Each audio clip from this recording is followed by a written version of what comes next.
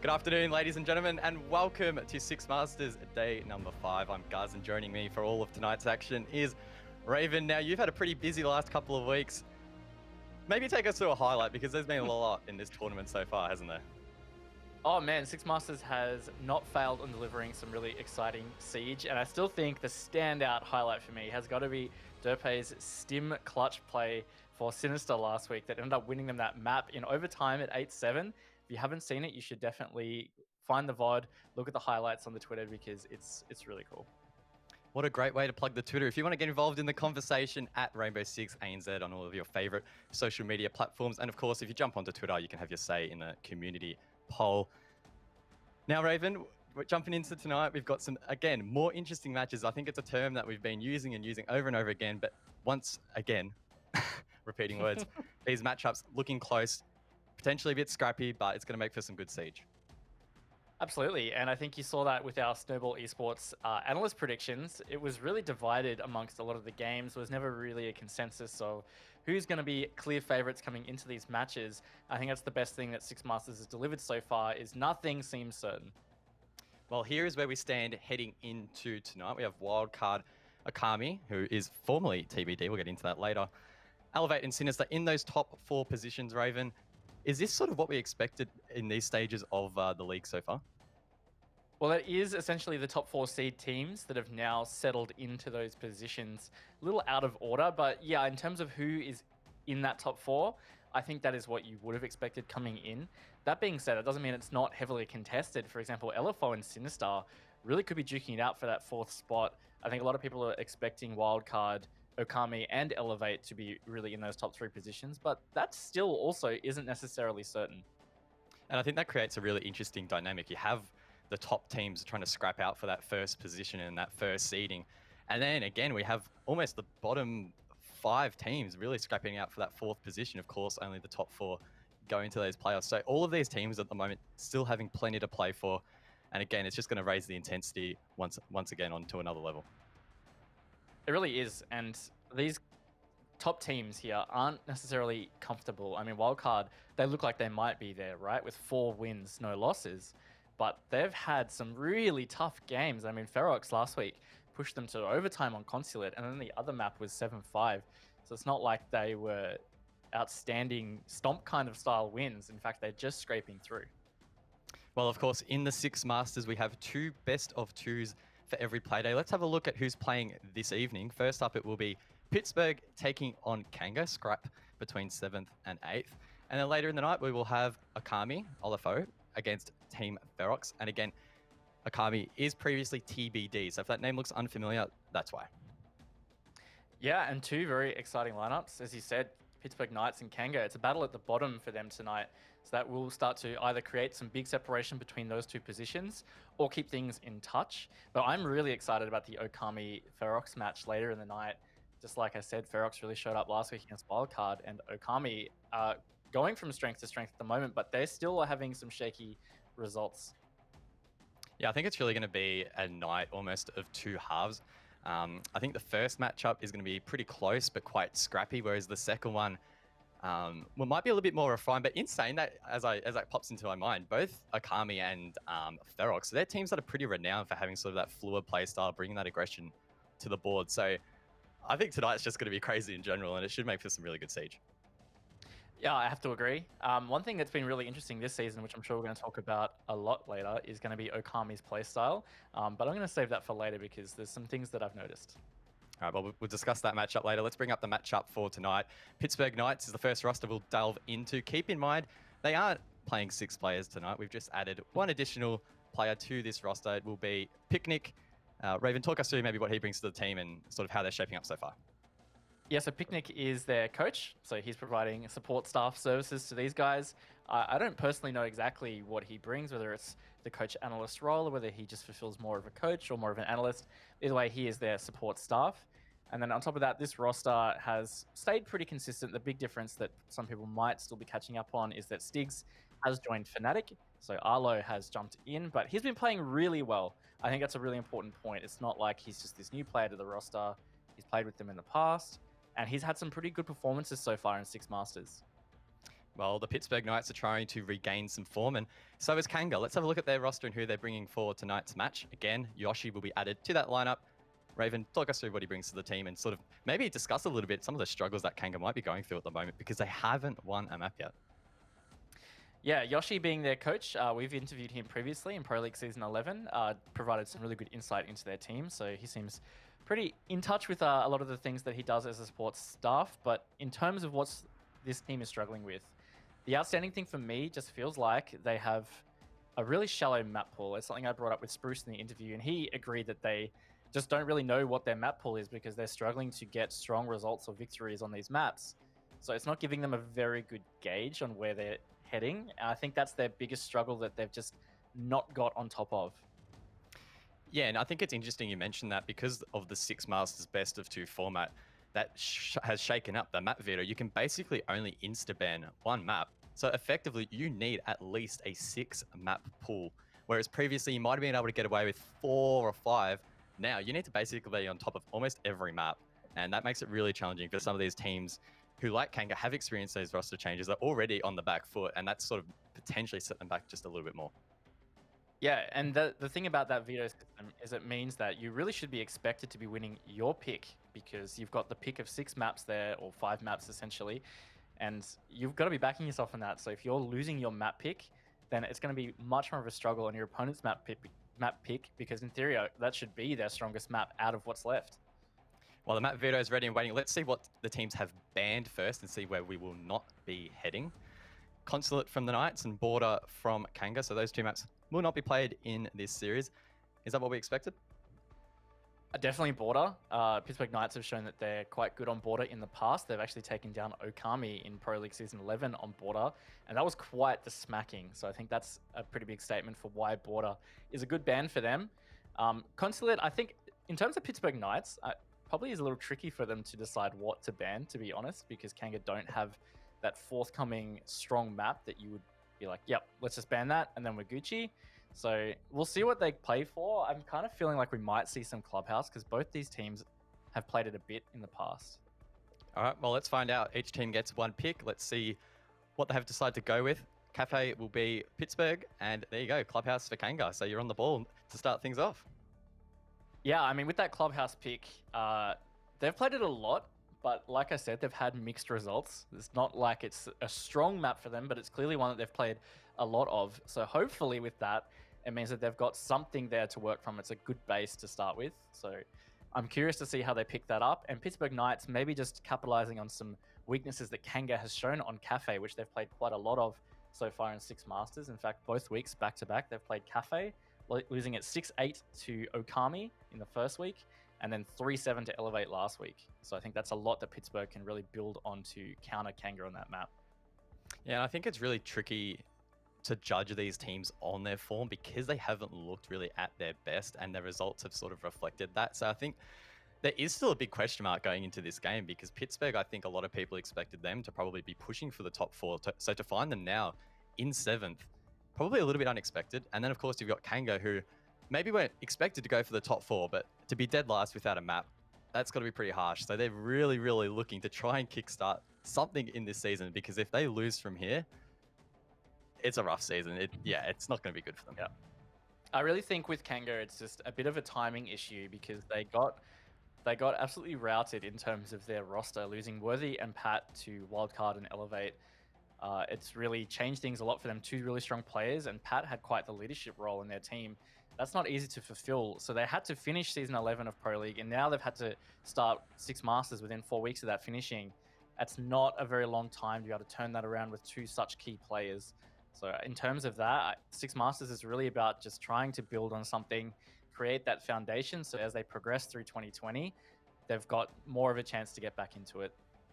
All right, well, you guys at home had your opportunity to say who you thought will win this series. Let's bring up that poll result and see what the community expects.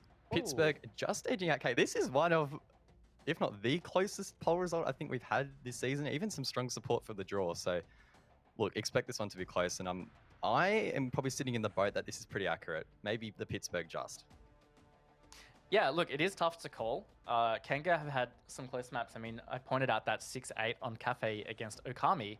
That's a pretty big deal. Akami have looked pretty good on Kafe previously, and of course they're a top team. And Kanga, with their struggles to pull out a 6-8, that's got to say something, right? So there's definitely a chance they could take a map on Pittsburgh Knights, but then again, they've also showed some pretty lackluster performances.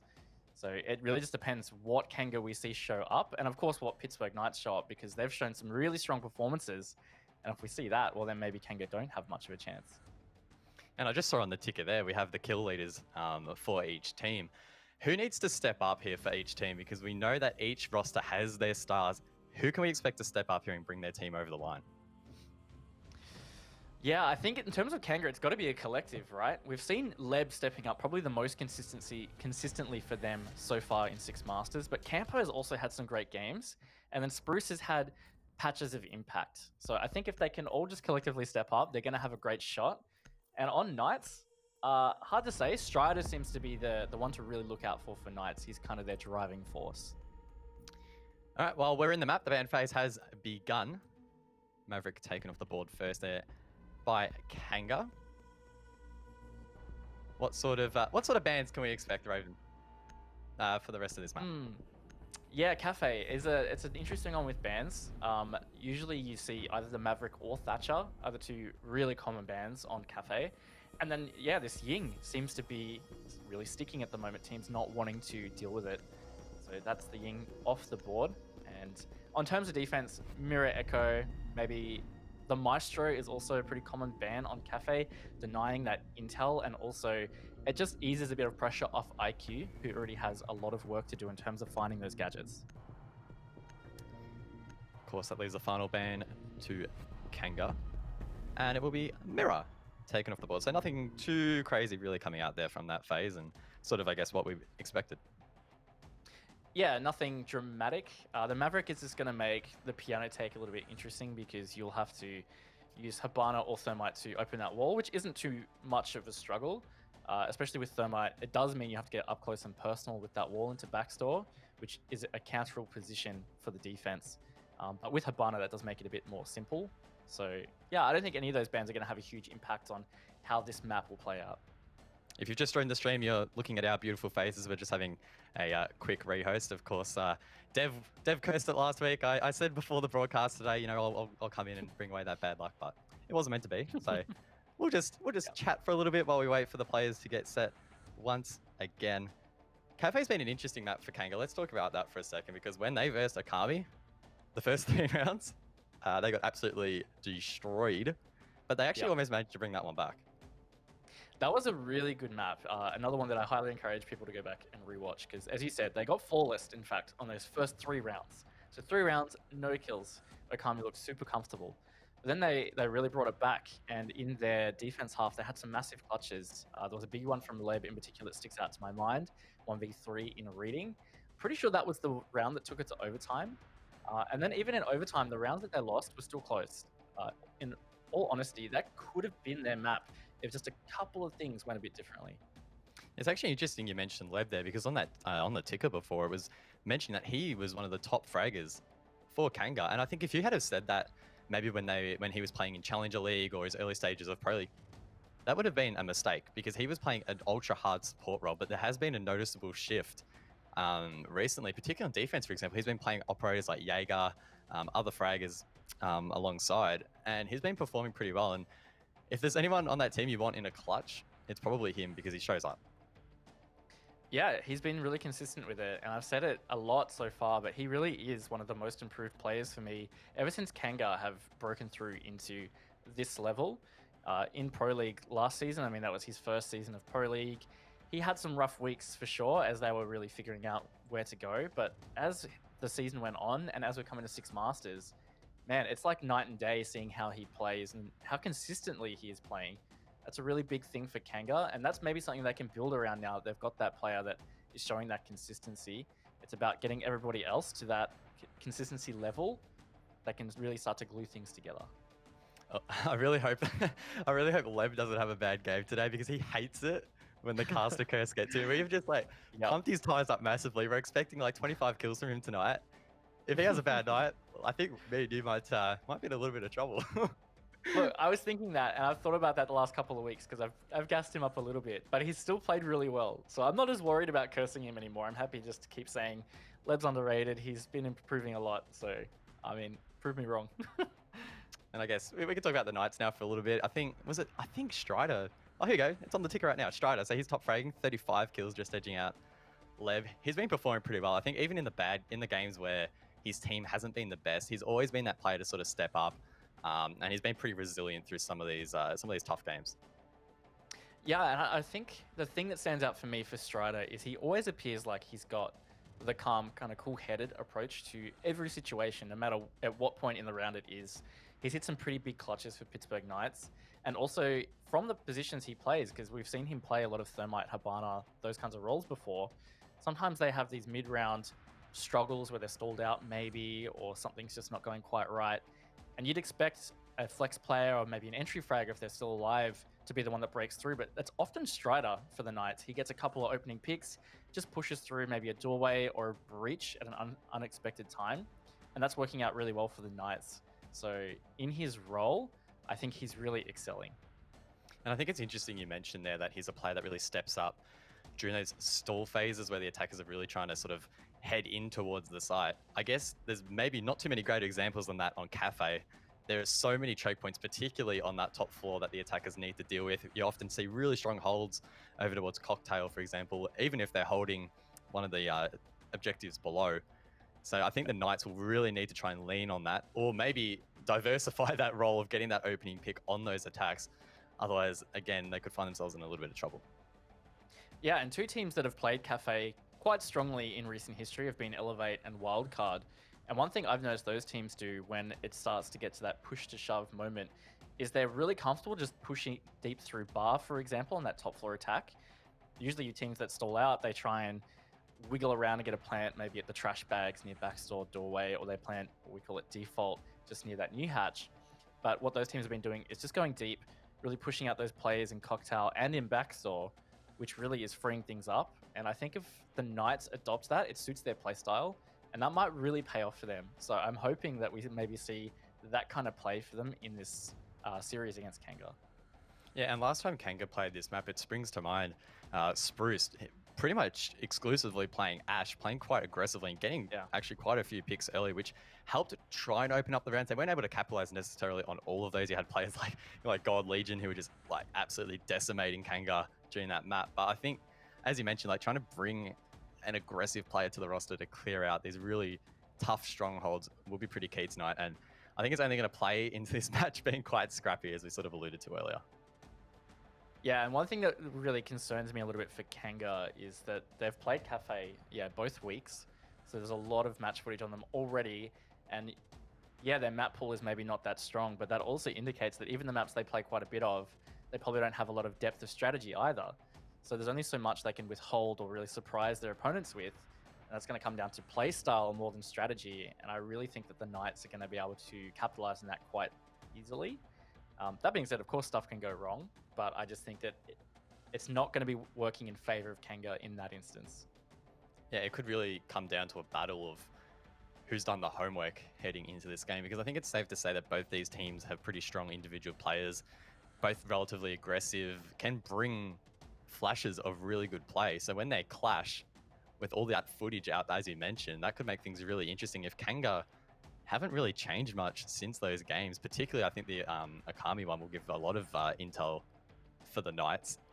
That could spell disaster. We could definitely see the Knights just shred them apart if they've sort of found that key to unlock a lot of Kanga's strategy. Yeah, I mean, it just puts a big emphasis on adapting, and which is the case in Siege anyway.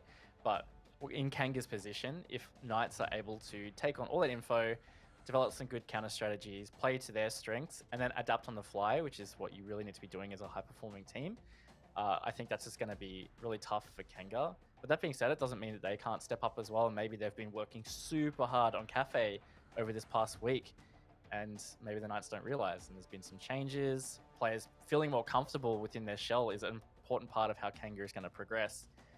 So players like Campo, for example, that's already been playing quite well, if he continues to excel and improve, that's something that the Knights are going to have to deal with as well.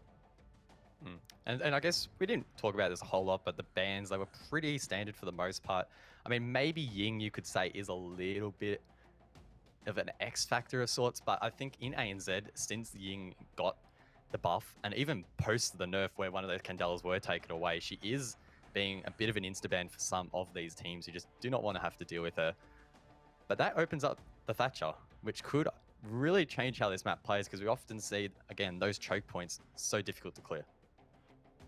And it's such a great point because something that was really occurring last week is Thatcher was getting banned less because Ying is being this insta-ban for a lot of teams at the moment. But Thatcher's still not getting picked. It's like teams have adjusted so well to not using Thatcher. Even when he's available, they don't really want to mess with their operator lineups just to work him back in.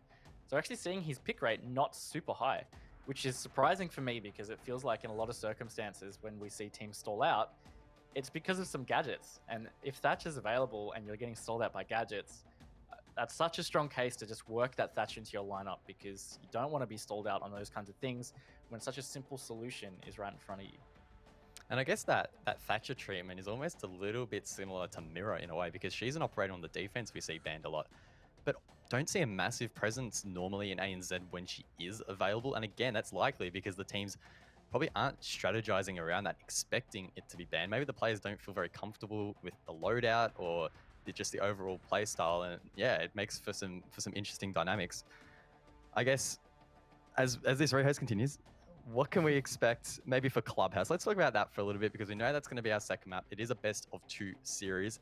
How's that one going to pan out? Especially if Kafe doesn't go in favor of one of these teams, how can that sort of roll into that second map? Clubhouse is definitely going to be interesting. The Knights have played Clubhouse in both weeks as well, and they lost. So they lost 3-7 to Ferox in week 1, and they lost 7-8 to Sinister last week. That was, of course, the play from Derpe that I was talking about from Sinister last week that won them that map. So they've had a good performance there against Sinister, whereas Kanga, they played Clubhouse last in Pro League Season 11, and that was actually against Knights. They lost 4-7. So there's not a whole lot for us on Kanga in this map, and I think that's going to be the concern for Knights because it's Kanga's pick, and I mean, they've got to have picked it for a reason, right? Well, yeah, you would hope so. I mean, if they can come out with a little bit of that surprise factor and I guess throw the Knights off, that could be interesting. Because I can even envision a scenario where the Knights might just completely smash Kanga here on Kafe. They're really prepared, ready to go. But then they might jump into Clubhouse and Kanga could throw some stuff out that maybe they aren't expecting. And that confidence could be a little bit of a demise. Sometimes teams can be a little bit overzealous, especially if they're entering into the unknown. And Kanga might be able to capitalize on that. But again, it's in the distant future. We don't exactly know how even this first map's going to play out. So we can only speculate for now, I guess, yeah. Yeah, and that's the thing with Clubhouse is because there's not that much on Kanga, they can use that to their strength, of course. Like, there's a bit of unknown there. The Knights are going to have to be adapting on the fly, and sometimes that can be really tricky. And Kanga is going to have the upper hand in that instance, at least. They've got a bit on the Knights for Clubhouse. So, see how that goes. But hey, Guz, it's Kafe. Wow, thanks for pressing the big green button, Raven. How kind of you to get us into this one. Very nice. Oh, well, that's... No way. Oh, wow. Raven. Oh. Look, I think people just want to see our face. You know, I feel like it's just somebody in chat being, guys, get out of lobby. We just want to see more of Guz and Raven. I'm sure that's what people in Twitch chat are saying. Maybe you press the big green button that says start match twice, because I know if you press it twice, it actually then brings us back out. So maybe next time just press it the once, all right? And then we'll be good. All right, yeah, I'll try work on my button pushing technique. Hey, maybe, you know what, this is maybe a good time to plug Late Night Siege. This is something you do often. You just, sit here, you talk, have a good time. Yep. Talk to us about that, because you had, who'd you have on the show last time? It was Warden, right? Yeah, Warden from Ferox. So if you don't know, Late Night Siege is a show that we have on Friday nights. It's hosted by myself and Dev Mata. And we have a guest on to help just shine some spotlight on the community and teach you guys some tips on how to play Siege through maps and operator picks and the operator loadouts, that kind of thing. So yeah, Warden was on. He spoke about Mute and Theme Park. You can suss the VOD on Rainbow Six ANZ on Twitch, as well as YouTube. And yeah, I can't say too much about, I guess, this week. That's going to come a bit later, but it's on weekly, so you guys can tune in this week. We'll have a new map, new operator, and a new guest. What if we go to a third rehost? Do we get like a teaser? Maybe. Look, Alright. it's definitely on the cards. I'll hold you to that. I guess it is interesting actually. I've been tuning in. It's interesting to hear a different perspective to the game because I think a lot of people don't appreciate how differently pro players look at this game. It's almost like a completely different game to the majority of the audience. So it's definitely quite spicy as we are back into the action. Let's go. Hey. Let's go. All right. Well, it is 4v4, as you can see there. Boats and Strider. Well, Boats was DC'd, but Strider died. So that's a big deal because he's the Thermite. So that's all hard reach gone for the Knights in this attack. And that's in the first minute. It's going to be a bit tough for them, given that it is pretty important to be using hard breach for most of Kafe. That being said, I see that the side here is reading and dining, so not quite as critical at least on this attack. Dino there on the sledge already trying to make some progress in towards Cocktail. We're seeing Leb holding that solo by the looks of things. Often a critical choke point. He's left all alone to try and hold it. There is some players below feeding intel. Spruce doesn't connect with that C4. A second one goes out. Doesn't quite shoot it though, might leave it there to try and scare these attackers as they are now pushing through. But Leb has made his way out. That he has, so that man advantage is going to be very helpful moving into the second part of the round. It's going to make it a bit harder for the Knights to be able to clear them out because this site is all about retaking as well as holding just some gentle off-site positions. You can't really sit comfortably in reading, neither can you sit comfortably in dining. So having that man advantage for Kanga means they can probably trade it out. But Dino is going to have something to say about that.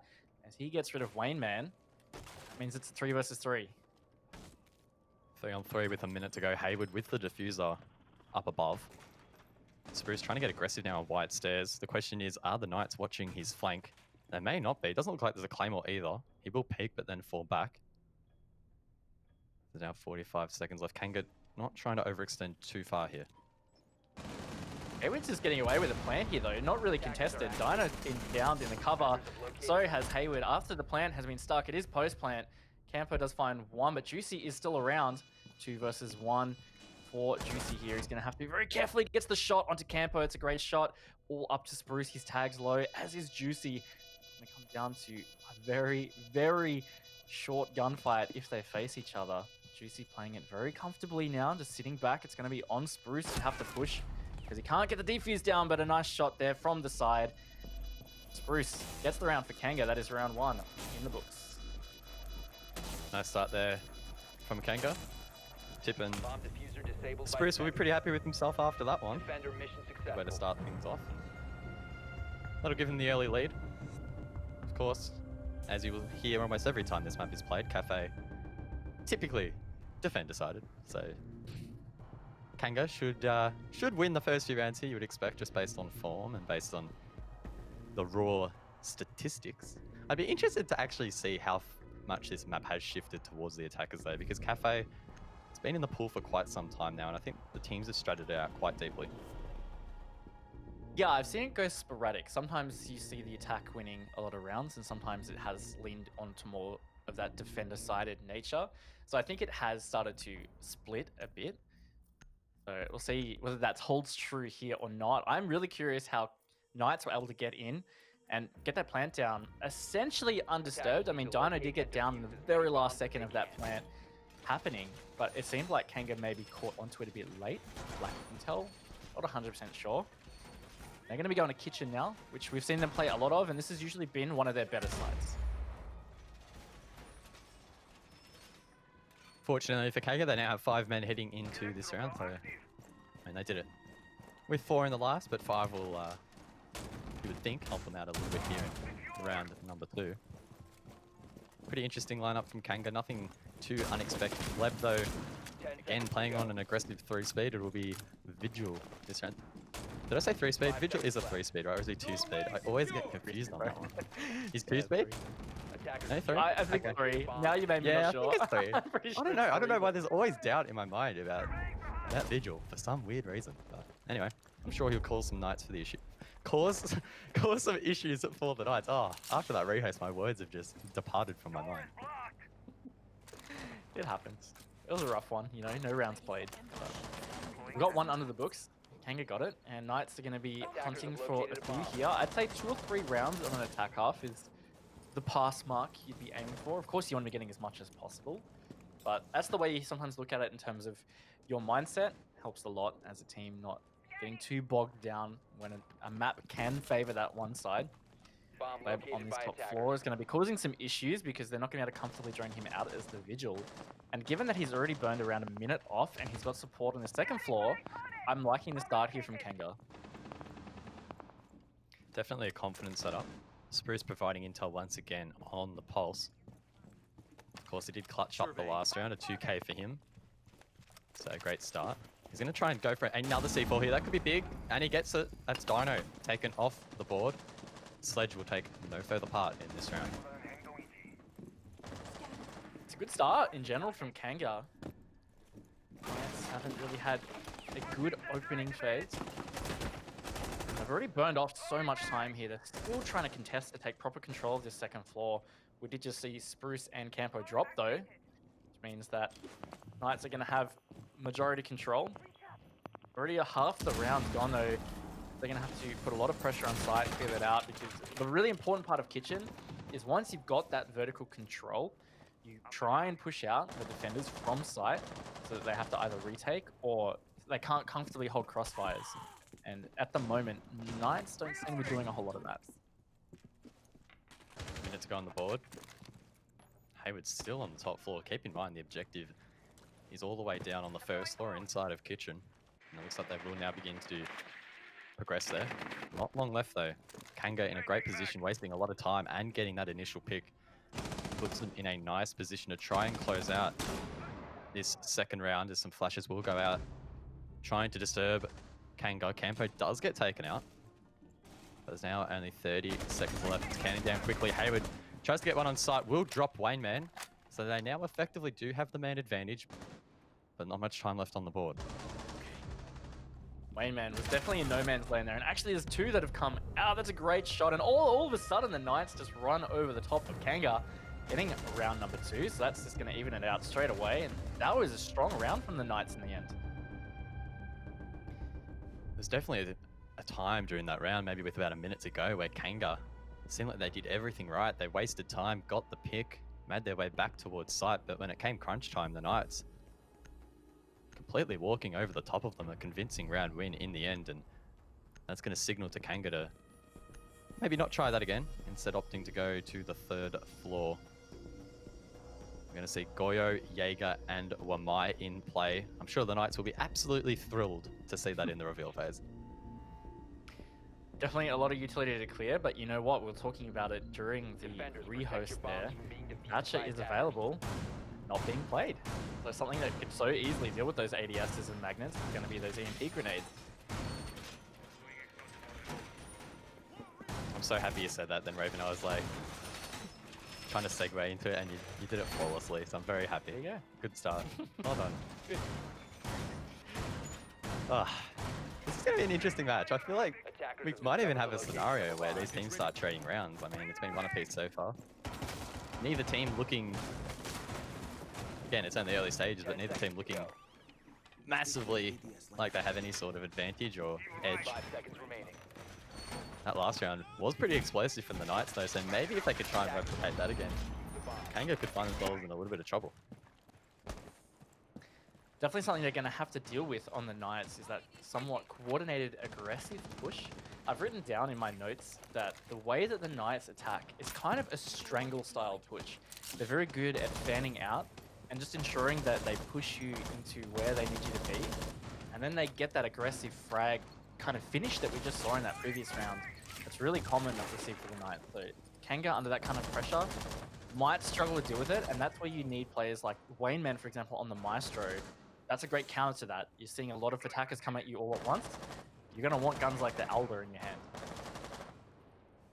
We will see boats on the Mamai playing that pixel angle. It's a position that the Knights will need to clear out, and as mentioned earlier, could be quite challenging without a Thatcher. Other utility can be used though. We have Arlo who can use his lifelines.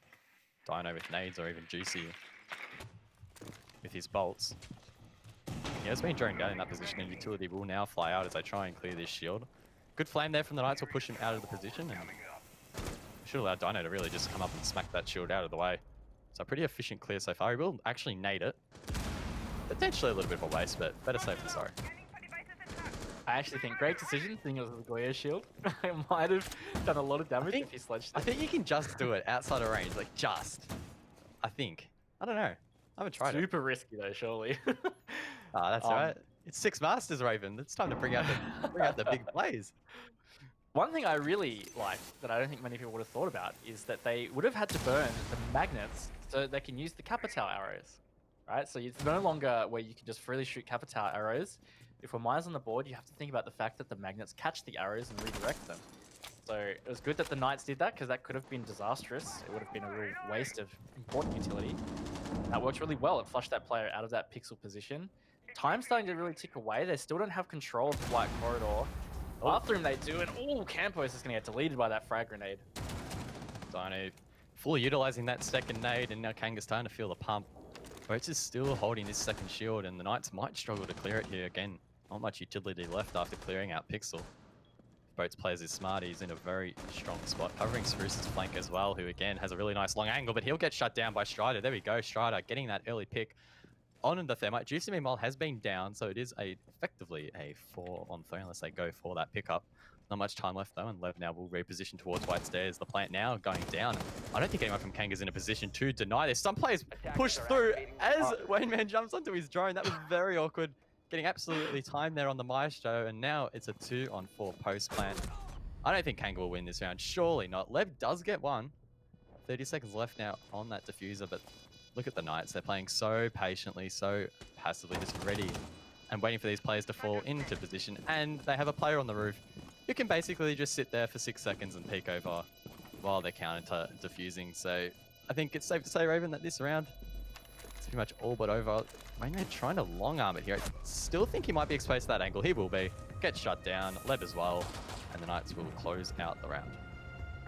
And now that's the great thing about the trash bags plant, is if you've got somebody to cover from Skylight, it's next to impossible to lose that because you don't have to peek. You just have to know if they're fully sticking it, and then you just have to quick peek, you can clear it. It's super easy. So well played by the Knights to get themselves into that position. It was like I was saying, they got those picks and pushed Kanga back into those spots where they couldn't deny. I mean, Wayne Man, unfortunate timing, whipping out his phone when there was a sledge looking right at him. That could have maybe changed things a little bit. But either way, the Knights looking pretty good on these attacks now after that first round. And that round really kicked off on the back of Strider's opening pick. And we mentioned this earlier. Despite being more of that support role, there's plenty of occasions where the Knights are falling back to him to try and open up the round. And in that occasion, he shut down Spruce, I believe, playing the Goyo ACOG TCSG. A strong position holding that line of sight in towards the plant. Basically, once he was down, it was super tricky for Kanga to try and reposition for the plan, and ultimately it proved impossible. That's the other great thing about that piano wall that you open into bar as opposed to backstore to get that trash bag plant, is you've got that long angle towards Cocktail. You can hold from Skylight all of bar essentially, and also Cigar can hold that long angle through. So if they don't have denial from distance or below, it's so hard to be able to actually deny that plant. And that's really the situation that we saw Kanga forced into. Well, for this round number 4, we are heading back to Kitchen. We've already seen it make one appearance, and the blue team, that's the Pittsburgh Knights, the attackers, were able to close it out. Currently now on a 2-round streak after winning above. It's a pretty solid start for them. If they can even win one more here, get a 3-1 lead, and at worst, draw out the first half of this map on a map like Kafe. That's going to be so big, and I think that's going to be a nice confidence booster for them. And really puts the pressure on Kanga, a team that has struggled a lot more with their attacks than defenses. If they are losing more rounds on their defense halves, well then that's going to feel pretty bad going into their attack half. This really could be a play on mindset if the Knights do manage to secure a majority of rounds so far. Dino, lucky to be alive. Looks like he's on maybe 5 HP and a pretty early engagement there. But believe he was the opening death of the Knights in the previous round, so looking to try and not repeat that. Expecting him to get to work quite quickly here with that sledgehammer on the off chance that a stray C4 or a single bullet takes him out. He doesn't want to be left with that utility in the grave. It's no use there. We'll send out a nade over towards wide stairs. No one currently sitting in that position. Kanga already rotating away, and Knights will now, at the halfway point, begin to gather some ground, but it's definitely slow and steady. It's slow and steady, and it's something that will really come back to bite you when you're attacking the kitchen bomb site. As I said, if you don't get a lot of that floor control, which is going to be on Dino, and he's so easily fragged out now, all it's going to take is just an errant bullet through the floor, and he's gone. Spruce is spotted out there with the IQ scanner, so they're going to be very much aware of the intel that's being collected on them. But again, into the final minute, they need to be putting so much more pressure onto site, because at the moment, Kanga are just collecting all this intel. They can run around freely on site. Nothing is really stopping them. That's an unfortunate miss there of that C4. Some of that utility being a little bit wasted, but Kanga have full HP still, so really strong advantage in their favor. Those C4s being wasted should prompt the Knights to get some pretty nice control above now, without too much of a threat below. They have 30 seconds to do so, plenty of utility still on the board for either team. Spruce as well, still gathering intel. As now the pressure is being put on Kanga. The wall inside Bakery has been opened, and again, Hayward will get the opening pick this time. It'll be on IQ. That's Leb taken off the board. The top fragger so far for Kanga off the board, but it will be refragged. That's Wayne Man at the bottom of the stairs, and he could flank around and get a massive couple of kills here. He just whiffs on the first, though, and does get taken down, so it is a 3-on-2. Spruce and Boats need to hold out for just a couple more seconds, as the plant must be stuck. They need to try and deny it. Spruce gets a double for the round. He gets a triple. Can he deny the plant? No, but he gets the down, and he will win the round for his team. Spruce with a massive 4K. Some would say that's an ace, but I'm going to say it's a 4K. Spruce absolutely showing up there for his team, and once again, he will shine through. What a play. That was huge from Spruce, and also a little slack from Knights. I mean, they just had such a simple crossfire to hold. Fair enough that maybe the guy at the double door in Red Hallway got fragged out, because that was a trade. But then the cover of the plant, I think, should have been maybe a little bit more simple than that. I don't know. Either way, great clutch from Spruce there. Gets Kanga their second round. Keeps them in this so far. They're going to be wanting to get these next two rounds, as I was saying before. It's their attack half that's generally been their weakest. So they're definitely going to be wanting to get the biggest lead possible out of this defense. How many kills did Spruce get that round, Raven? Do you want to just remind me? Screen was saying quad kill, guys. I'm going to go with a 4K. Are you sure it wasn't an ace? Are you sure? Definitely not an ace. No, I've just had word in my ear. It is confirmed to be a 4K. So, sorry, Dev. We're making fun of Dev. Last week, he falsely called a 4K as an ace, and it was pretty funny. That joke has now successfully been beaten to death, and we will no longer make fun of Dev ever again. That part's not true, but that joke. Oh no. Poor Dev, he's probably watching as well. Yep, no doubt. Look, I'm just looking at these kills here. Something interesting. Spruce is out on 7 and 2. Of course, he just got a lot of kills in that round, but he is so far having a good early impact with Kanga. We talked about how there has been patches where he gets quite a few frags or has some kind of impact. But on top of that, I think he's getting a lot of really good intel. I mean, we saw him scanning very safely for a long time in that previous round. Giving so much intel to his team about where the push was coming from. So I think he's really been facilitating these positive rounds for Kanga. I think one thing we haven't really mentioned yet is Arlo is actually running the LMG on Sophia over the assault rifle, which I think some would say is one of the most powerful guns in the game. So definitely an interesting decision from him. It's not the first time I've ever seen a player in competitive run the LMG, but it's definitely a rarity. Interesting to see how he pops off. I think he was running it with the holo as well, so definitely quite interesting.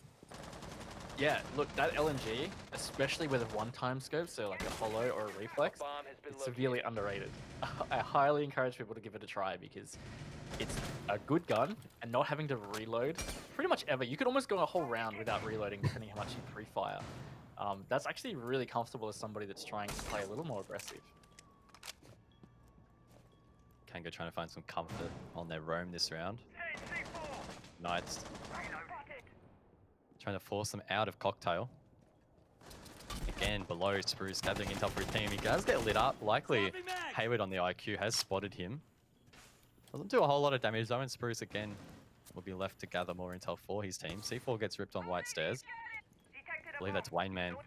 Potentially ready to throw it out. Dino could find himself in a world of hurt here. C4 does get shot, I believe, in mid-air as Juicy gets the entry there onto him. He gets a second, absolutely popping off in this round. Boats gets one back though. The Cocktail fight is still well and truly alive. The refrag's coming out. And it's Boats that gets on top, but unfortunately the rest of his team has dropped. And now it is a 1-on-3. And the Knights, with a minute to play for, just need to try and get that bomb down. Surely they can rotate over towards Library and get in the default position. There are holes above that they need to be careful of. Definitely a winnable round here for Boats. He hears that plant going down. Pre-fires the default, but that's not where they're planting. Strider sticking it over to his right, I believe, and now it's a post-plant. Boats in a 1-on-3. Definitely a tough retake attempt here. 4 boats ahead of him. The Knights have been able to set up in some pretty solid positions. They're all quite spread out though, so he might be able to wiggle some little 1v1s, get himself back into it. Half the plant time are ticking away, not giving himself much of an opportunity. He's trying to get these pre-fires.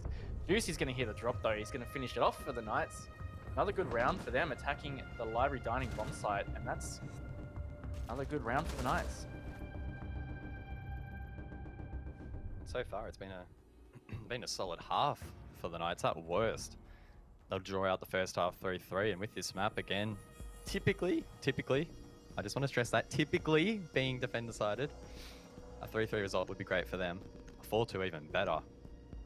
Keep in mind it is their map pick, so you would expect the Knights to perform well, and maybe Kanga not really expecting to take this one. But I'm sure for their confidence it'll be great. The Knights probably not having the best start to the season, or not the start that they would have liked. So just trying to crawl some maps back here for the remainder of the season, I think will be really good for them as they try and fight their way out of that second last position. Just looking back at my stats for this half as well, something really interesting is that 4 out of the 5 attacks we've seen, the plant has gone down. And 2 of those can get diffusers, and 2 of them are actual just plant wins for the Knights. But either way, that's a really high plant percentage for an attack half. So that's a really good positive sign for the Knights at least. Really drastically increases your win percentage, right? If you get that plant down, you're much more likely to win the round than if you're going to frag. Unless Spruce comes and spoil the party. Yes, just kill Spruce first. Pretty much. No Spruce doing the plant equals win. Pretty simple formula for the Knights. But actually, yeah, I think it's really interesting you bring up the plant percentage because there's been plenty of games, whether it be in Six Masters 2020 or Pro League Season 10, 11, where you might have gone some maps where there might have been maybe like 1 plant, no plants, really low percentages. So to see it so high already on this map as well, definitely quite interesting. Yeah, a couple of those, they were getting plants down early. First rounds in that Library Dining attack, they got that plant down with about 45 seconds to go. And then likewise with Bar Cocktail one as well, they managed to win. So that plant still had about 40 seconds left of the round. So that's a really promising sign for the Knights' attacks. And maybe also something that Kanga can go back and look at and just figure out how they can better stall out some of these teams, because the defense should have a lot of comfort in being able to stall out an attack. So that's probably a bit of a red flag. 11 Spruce both crouch walking on the bottom floor. Quite interesting. The Knights will need to be mindful of their flanks later in this round. Or else they might feel the pain. Dino already making his way in towards Bathroom. Could cut off Spruce, but doesn't. He makes his way over towards Cocktail. Dino not quite cutting that off. He will use a nade once again on that shield. He's going to have one in the pocket to try and use later.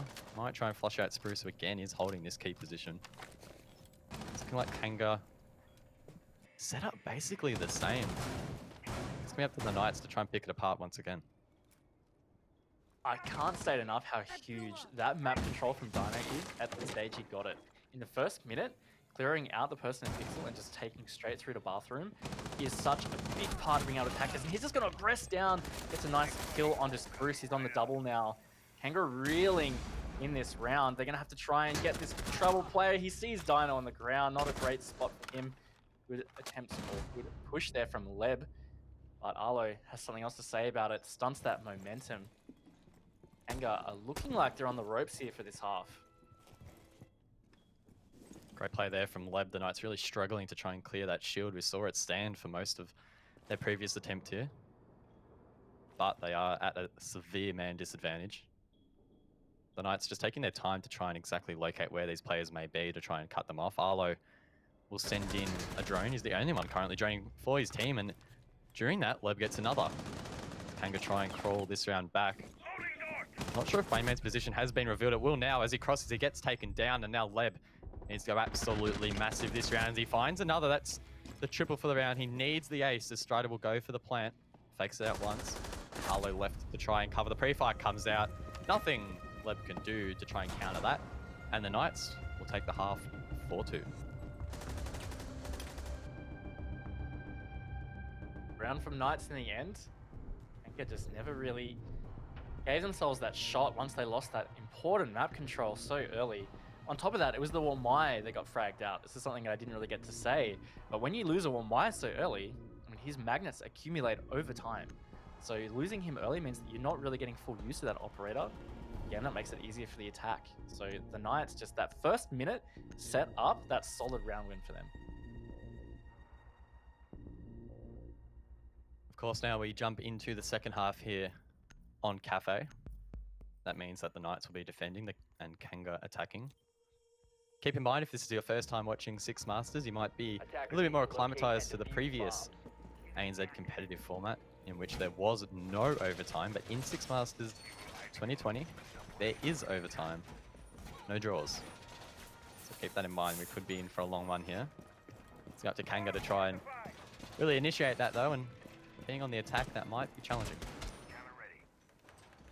Yeah, their attacks in the past have been left wanting. There's really been some struggles there with some of their coordination. I'm a little bit concerned of how they're going to take this, given that Knights are also a somewhat aggressive team on their defenses. So against an attack that struggles with a bit of coordination and maybe time management, aggression will really be what dismantles it. Unless the Knights get over-aggressive, I guess that's where it's going to be too far. If you give Kanga the early advantage, well, maybe you're going to give them some confidence and comfort to be able to secure rounds. Yeah, and I think Kanga's attacks have really been dismantled. Maybe not the best way to describe it, but have definitely been lacking since the departure of Pat, who moved to wildcard. He was definitely a key figure in keeping Kanga's direction on attacks and strategy quite directed, and was definitely a strong voice for that team. But with him gone, it doesn't feel like Kanga have since really been able to recover that. Of course, it's definitely something they have been working on and will continue to work on. And maybe we'll see a bit of a shift here in this second half. I thought Arlo just, I thought that was an attacker just jumping straight over a mute jammer, but obviously it's Arlo and Mozzie. Yeah. Yeah, but hey, he got away with that scot-free because Spruce was the one that droned Pixel. Not in a position to be able to shoot it quick enough. So that's really important intel that the Knights are going to have now. On top of the fact they've got these Evil Eyes and Valkyrie cameras. So if both a little bit slack on that scanner, well then the Knights are going to have an abundance of intel to be able to counter this defense. So far, Kanga are really struggling to get some good map control here. Knights are still running around quite heavily on the bottom floor. Spruce, that engagement on Arlo, comes out on top, so that's definitely going to help. They have managed to secure some second floor control, and they're not really taking Piano, which is the more traditional way to attack on this top floor. Definitely saw them bring out something similar on their last match against Elevate, particularly that Spruce entry below. Doesn't it then a kill here in this one? No more Ash charges left to use. Definitely could have some issues with utility later in this round. It doesn't feel like Kanga have really invested a lot of effort or utility in trying to clear what the Knights have set up. Instead, just taking it to them with gunfights. Does feel like they're under a bit of pressure, but Strider will drop that diffuser, and Wayman off to the east balcony. Another frag will come out from Spruce. With 3 frag left, right, and center, leaving it now in a 3-on-1. Campo, his position has been revealed. Meantime, Hayward was dropped, so it's effectively a 2-on-1. The Knights possibly in a position to pick him up, albeit he is below the objective, so they may not try and go for it. Now Campo needs to try and find 2 picks without getting refrag. Yeah, I think they're going to be aware that he's pushing in through the bottom of white stairs now, so they might decide to go get Hayward. So there's definitely an opportunity there, but maybe not, seeing his health tick away. And time ticking away as well. Campo's not really giving himself much of a chance to clutch this out. Versus one situation. He's low HP, he's pre-firing every angle possible, but he's not going to have enough time to get the plant down. He's going to smoke himself off, but it's not going to be enough at all as the Knights get this round. First round of the second half. Very much an unorthodox approach there from Kanga, trying to take control below and put window pressure in towards Cocktail. Just didn't quite work out. Knights winning their ones and able to shut that down. They will now head over to Kitchen, try and head themselves into match point if they have that 6-2 lead. Really start to put the blowtorch on to Kanga. I think it's catching up with them a little bit here. Maybe Kafe, just a map that they're not overly amazing on, especially on these attacks. That first one, despite trying to bring some creativity, just didn't quite seem to click. Yeah, let's wind it back and talk about that creativity. Their push was pretty interesting. They were trying to do something a bit different there. They got that second floor control below site, and they were using that to try and push out those attackers from Cocktail, which is great because that's often the biggest weakness of attacking top floor, is that there's just so much control the defenders can hold from the east side at Cocktail that it can be hard to push through bar at all. So they focused on that a lot. They had players below, players on the windows. But the issue with that is because Cocktail is such a comfortable spot to play, there was just not enough pressure on those attackers to push them into positions that were fraggable. And what you saw in the end was the defenders just hit comfortably through the rafters, for example. They hit those windows comfortably. And Kanga just fell one by one in quick succession. And then that was pretty much it at that stage. Attackers are moving out to locate a bomb and defuse it. Kitchen, of course, not really providing an opportunity to attack from below. Instead, teams often taking control vertically from above. Maybe Kanga will bring something special to the table here, maybe something a little bit different. Looks like once again they'll be droning Spruce in for the entry. Dino has some very handy intel, knowing exactly where every single one of these attackers is coming from, and I'm sure he'll be relaying that to the rest of his team. He might even go for a run out here. Pretty risky. Players repelling up upside down to make it easier to go for the shot, but Dino's going to go for it. Will he be able to hit the shot? He goes for it. The IQ will actually kill him. Boat somehow gets away with his life and takes Dino off the board. That was close. Yeah, I think he just went a little too early, if you're going to ask me. Like, I think he should have waited maybe till the IQ was halfway up the building, so that window smash was maybe a little more faint. Might have second guessed exactly where it was coming from. Unlucky for Dino there. I mean, he took Boats pretty low. Boats is going to have to deal with that as the round progresses. It's given Kanga a bit of a confident entry as well. I mean, look at that. Ever since they got to the top, they've just pushed all the way down, already on second floor. Strong vertical control for them, and they can start to work out some of these positions on site. Rider, maybe though, in a bit of an unpredictable position here at the bottom of white. That's something to say about it. Of course, with Boats being so low, a single shot from Strider's UMP will be enough to take him down. They're very risky having him on the entry. Kanga will likely try and exploit Boat's ability to try and find intel on side instead of risking that low percentage entry. So we're almost with a minute to go, Raven. This round definitely ticking down quite quickly, and it's time now for Kanga to get this meaningful control. Strider just taking a few shots there at that drone, finally gets the edge of the wheel. And looking like they're heavily favouring taking that dining VIP side. Spruce looking to push down brown stairs aggressively to that position towards Strider.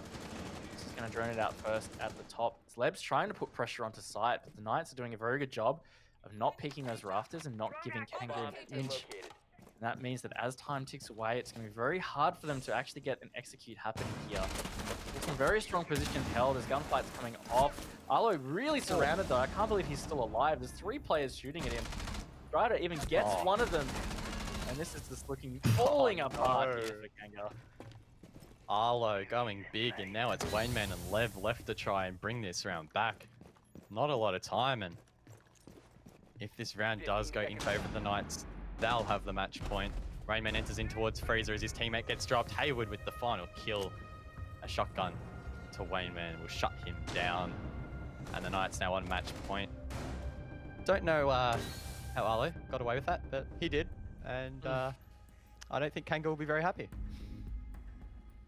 No, I don't think so. Arlo was done and dusted. He had 3 players around him. Before he had solid backup, somehow he managed to wheel around and had a massive impact onto that attack, getting those 2 kills. All played by him, and yeah, Kanga, wow, they're down 6-2 here. I mean, they've had some okay Kafe performances, but I think this is up there with one of their weaker ones. So, good pick from the Knights in terms of their map. Looks like they are going to secure it, but maybe there's a Kanga comeback in the wind here, guys. The Kanga comeback. Oh. It's like an alliteration that isn't technically an alliteration, but like it sounds really cool. Kanga comeback. We'll just spell comeback with a K. Why not? I don't think I would hedge my bets on Kanga bringing this one back. I mean, look, they might. All right, someone can clip this if Kanga come back and prove me wrong. But I think that the Knights are looking pretty strong here. 6-2 lead. It's pretty sad gamer hours, I think, for Kanga at the moment, and they'll probably be looking to just finish this one off and head into their map pick, which will be Clubhouse with a fresh. Bomb located by attackers. 10 seconds left. Nice hesitation there on that impact. Worried he was going to set that Goya shield off. That would have been awkward. But Attackers objective is the bomb. this is going to be... I mean, one thing that worked so well in favor of Kanga was that failed jump out from Dino. They just failed to capitalize on that because they got such good map control with a man advantage for a kitchen attack. And then they just lost so much time either trying to work picks. I think they lost a lot of drones trying to drone out bottom of wide in that VIP section. So I guess that's well played from Knights, just shooting those drones and denying the intel. They'll have to fix it here because they need to be able to take top 4 control as quick as possible because they need to be able to flush out those positions in reading, for example. We're seeing the Knights heavily holding on Cocktail. Juicy just putting the final touches on the Knights defense Bomb located by as that attackers. timer is ticking down. Again, we're going to see the defenders, the Knights, of course, on this occasion holding Cocktail Lounge. Some shields, some reinforced walls, and other utility to assist, and it's going to be up to Kanga to try and counter util that, try and clear it. They have the means to do so. Doesn't mean it's going to be easy though. And of course, that clock is always counting against you on the attack.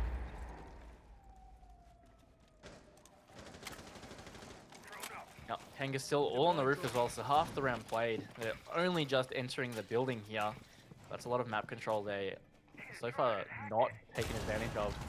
The fact that there are 2 players in Cocktail and now a dead boats means that Kanga have a lot ahead of them. They're not going to be giving themselves much time for an execute here if Kanga. If Knights can hold on to Cocktail. Oh, that C4 was big from Strider, so it's not looking great here for Kanga. Campo gets one back though. Hayward getting a little bit overzealous. He's shut down inside of shop. Critically though, the Knights still have control of the Cocktail Lounge. It's Arlo there on the castle. Juicy coming to assist on top of White Stairs. All it takes is Arlo to find a pick or 2 here, and surely the rest of his team can close out the round, even if he is shut down. Playing it so patiently, I don't think Kanga is there. He gets almost the first, but misses the shots. I was just about to call it. Campo was actually down. Will survive though. He's picked up, and now it's a 3-on-3. Yeah, so I mean, Kanga have a bit of a look in here, but Another the C4. Knights, these C4s have been huge. All kills have been C4s. So the Knights will have that man advantage coming to the final 30 seconds, and a lot of good control around site here. Means that Kanga are really going to be able to, not going to be able to get an easy plant down. That's what I was trying to say. They are going to try and maybe change their push, but with only 20 seconds, it's going to be real tough. Kanga don't have to deal with any more C4s, but they do have to deal with some guns. And there we go.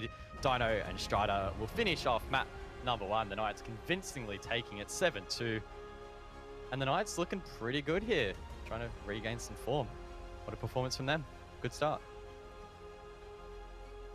Yeah. And actually, looking back at some stats here, Pro League Season 11, the last time these guys played each other, the Knights won 7-2 on Kafe. So things have not changed since then. And Wow. the weakest performance, in fact, for Kanga in 6 Masters. So it's not great for them. They're going to go back to the drawing board, but up next is their map on Clubhouse, so maybe that's their shot. Yeah, I think there was a point in that map, probably after maybe even round 3. It felt pretty early, even when the Knights won those first rounds 2 and 3, 2 in a row. It felt like it was starting to slip a little bit from Kanga, and they just weren't ever able to sort of recover. I mean, they did get round number 4, but that was off the back of that Spruce 4K, so you can't be relying on those players all the time. And then from there, it sort of just steamrolled, and unfortunately, Kanga I don't think they had enough depth on that map in the end. Yeah, I think that's a good assessment. And yeah, look, after it was 2-2, that was it. Pittsburgh Knights won every round after that. And 4 of those were elimination. So they were essentially running over the top of Kanga, just getting all the frags they needed to. So it was a really strong map overall from the Knights. Kanga just struggled to counter that. And now I'm a little fearful for them moving into Clubhouse, because even though it was their pick, Clubhouse traditionally relies quite a lot of coordination on both sides. It's not just attack, it's also defense. Some of those defenses you really need to be working very cohesively as a team to pull off. And the Knights seem like they're the ones that have got that cohesion. Well, that's map number 1 done and dusted. Pittsburgh win 7-2, but come back on the other side for the second one. Attackers dropped the diffuser.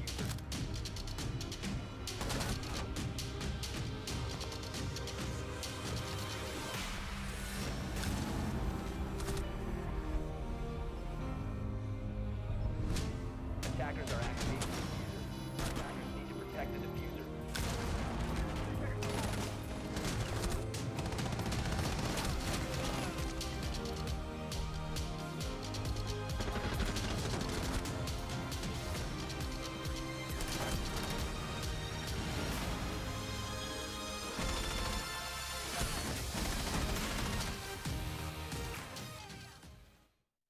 Please hold. Your call is very important to us. All operators are busy at this time.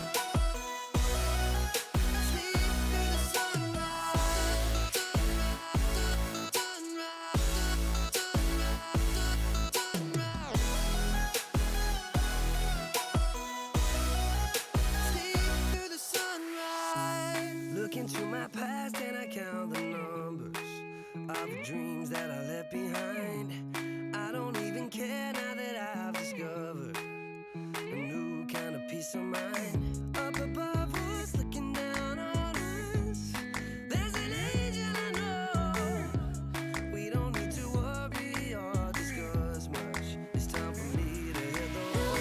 Take it all or nothing at all. Driving through the night till I'm at your door. Go outside, stay up all night, sleep through the sunrise.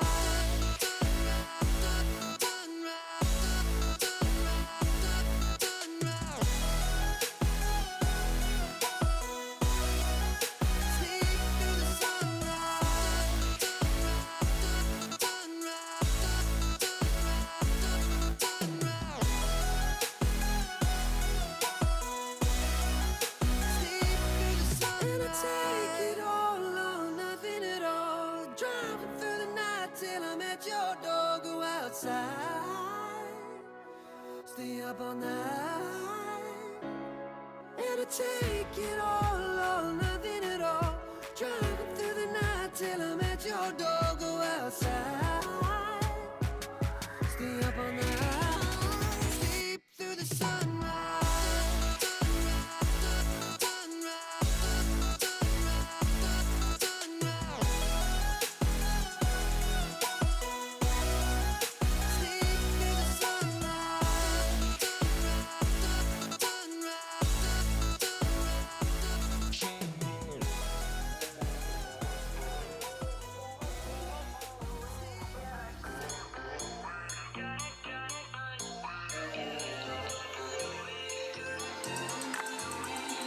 Said I'd find a way to turn my heart into something gold. Knew I sold my soul to the devil long ago. I wrote it all along on your way right before it broke. Time was thrown down.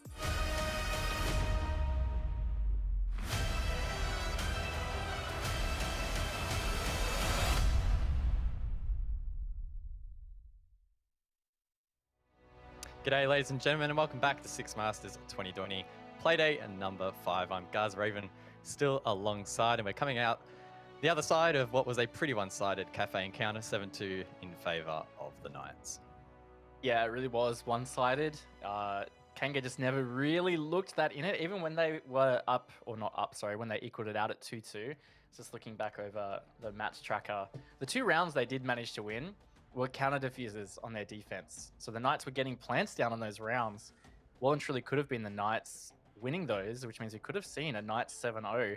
It's a very real possibility. So Kanga just, yeah, they're struggling so far tonight. And those 2 rounds are off the back of Spruce stepping up. So, I mean, great work by him, but you can't be relying on those one-off plays because they're not going to produce results. And we saw that 7-2. Of course, map number 2 is Clubhouse Raven. How can we expect that one to play out? Because this one will actually be Kanga's pick. So the first map was the Pittsburgh Knights. Being their map pick, can they bring something fresh here to try and turn the tide? Try and win their first map of Six Masters as well. Let's stress that. They still haven't won a map. This is going to be more of an unknown. I mean, we haven't seen them play Clubhouse so far in Six Masters. So this might be the one that they've really been working on with some neat little tricks that the Knights are going to have to figure out on the fly.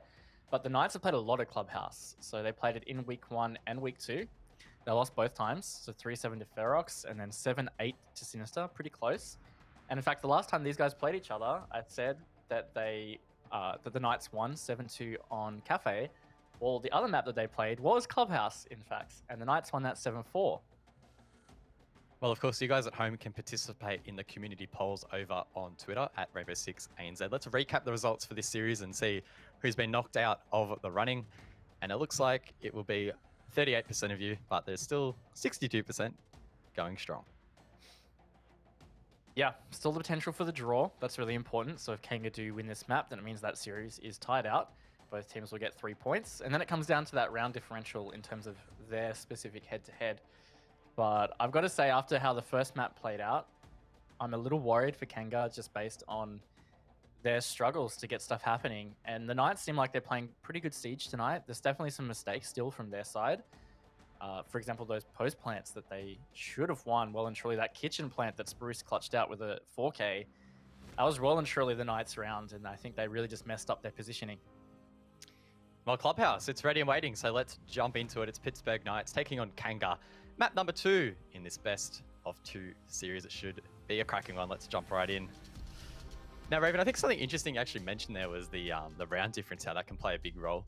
Even if Kanga win this map, they need to pretty much smash the Knights to make up what they lost there on Kafe. And we've already seen other teams fall victim to something similar. I mean, if we think back to Elevate and LFO, Elevate actually came out of that draw with a lower round difference. And those sort of results can really come back to bite you later in the season. Yeah, it really can. You really need to be getting those results nice and early, of course. Set yourself up for a good position in that late league, because we've seen it happen with some of these top teams that drop maps early. Comes down to that final week, and maybe they need 3 points to get through to a certain spot. Maybe it's first place, but they're up against that team, and that makes it tough. So yeah, secure the points when you can. Nothing too wild in the ban phase so far. Let's set our eyes maybe on who these teams are playing next. Pittsburgh Knights will be taking on LFO. Raven, that one could be interesting again. Two aggressive teams going head to head. I would definitely be excited for that matchup. I mean, LFO are a hot to trot team at the moment, but Knights are looking good in this series. I think this could be the series that helps them play into some more form. In terms of those bans, I mean, we're seeing an exactness. I don't know whether that's a word. Identical. Identical, yeah, that's probably the right word. You're right. Identical bans to Kafe, so nothing too dramatic. The Maverick might have more of an effect though here on Clubhouse. And of course, Kanga in their next matchup, they'll have a wild card that is looking on paper like it might be a little bit of a tough one for them. Of course, wild card get to play this week, so we don't exactly know if they're in great form. But yeah, I think Kanga might have a rough one next week. Or in their next play. Currently Wildcard are the top of the ladder team, so I dare say they probably are in for quite a rough match, especially given how map 1 went. Well, nothing is set in stone. If there's anything to note about ANZ is particularly later in the season, teams love to pull an upset, especially against the top teams. Been many occasions of that happening. Sun a little bit close to heart, Raven, as you would know, if we go all the way back. But I won't bring up those. Probably season 10. That feels like a long time ago. Yes, it was. Oh, the nostalgia. I mean, it wasn't really like that long ago, but it was kind of. I mean, close to a year, almost exactly a year. So 12 months is a long time in esports. A long time in Siege. Obviously, Siege continuing to evolve. The meta always changing up. Many would say we're in a utility clear meta, but Juicy's like, nah, we're playing the frag meta. Gets that opening pick onto Wayne Man, and that's a nice way to start off proceedings. Oh, yes. Good entry frag there, or opening frag, I should say, for Juicy on the Thatcher. So seeing more Thatcher play. We didn't really see much of it on Kafe. I'm still surprised, but I mean, Knights definitely weren't struggling with their attacks, that's for sure. Going to see it a lot more on Clubhouse, I'd say, because it's so helpful on Kafe, especially if you're attacking Church, for example. You're going to need it to counter the Kai trick, and if you're attacking CCTV, Gym, those walls to get open. I think definitely you just bring in that Thatcher. Still yet to reach the halfway point. The Knights beginning to put in the groundwork. That opening pick definitely helping in gathering this control. Interestingly enough, Kanga actually leaving the bar hatch soft. Any reasons why they might do that? Changing maps. Feel like it was meant to be part of a roam strat, and maybe with Wayne Man dying early before he could drop back to bar, his job was to open that bar hatch and drop back to site. I reckon that's probably what's happened. That's a big pick from Spruce though onto the Habana, so not 100% sure if she's fully or effectively used those X-Kairos. Kitchen hatch has been opened at least, so that's definitely an important stage. Dino left to sit at the bar. Have a nice swig of water as he waits for the next round. Strider, meanwhile, with the diffuser in hand, will make his way down the central stairs. Being barricaded off, those presence will well and truly be made aware to the defenders who have heard him spray it down. I think the plan for the Knights will be to try and get this church wall open, but it's not going to be an easy task. Being said, Strider's there. Thermite charge on the wall, gonna open it as well. He's gonna flash straight through, almost flashing himself. Juicy finds Spruce in the church, which means that the Knights are really in the box here to get the plant down. Strider dies to the player in blue though, but it makes it 2 vs 2 with Juicy's refrag, and maybe this plant is gonna be tough for the Knights. Oh, maybe not. No, Juicy just got an ace. Okay, let's go. What a way to open it up. Juicy just goes ham. He makes his way all the way through blue, finds those 2 picks and says, I'll do it myself, lads. Thank you very much. Good night. Okay. Wow. I'm a bit speechless after that. That came out of absolutely nowhere. Yeah, Juicy just hit a button and went off. And I mean, yeah, it did all start with that pick onto Wayne Man in construction, stopping him from getting down the hatch. And once the Juicy train started down on that bottom floor, it didn't stop until he got the ace. It's well played from Juicy, and the Knights looking to continue this strength again onto Clubhouse. That's their 6th round in a row for the Knight, if you include map 1. Question is, how many can they go? Juicy can keep popping off. That number might keep ticking upwards. Of course, keep in mind, Juicy, Attackers need to locate and defuse one bombs. of the newer members to this roster. Hasn't been around as long as some of the others. He was fulfilling more of a sub role back in the day, but now he's appearing to be in the squad full time, and I think he's really been playing quite well. Despite being on that support, he's a little bit like Strider in the sense that there's rounds, last one case in point, where he just pops off, gets the job done, and you wouldn't have even known if he was playing a Thatcher or an Ashe. It just doesn't matter. He doesn't care. He just shreds through. And look, if I'm Kanga, I'm a little bit scared after that first round. On top of that, Juicy actually had a really good map 1 as well on Kappa Tower. Played heaps of Kappa Tower, and he was getting a lot of picks and some really important ones, opening kills as well. So he's having a really good series so far against Kanga. And again, I'm just a little concerned. This is Kanga's pick. On defense as well, so you usually lean into your defense half on Clubhouse, and that's not a great start. Hopefully they can bring some form back. It is just 1 round, but the Knights are looking strong and confident so far. Again, look, only 20 seconds played, but they've got some really important positions and line of sight's already established. Definitely been a key difference between these two. The first sort of minute of the round is more often than not dictated how the rest has played out. The Knights on their attacks gaining a lot of ground and already expending useful utility. Whereas there were rounds, again, on Kafe, where we were halfway through and Kanga weren't even in the building yet. So definitely a contrast in those playstyles. And I'm sure if Knights stick to their guns here, they'll be looking pretty good.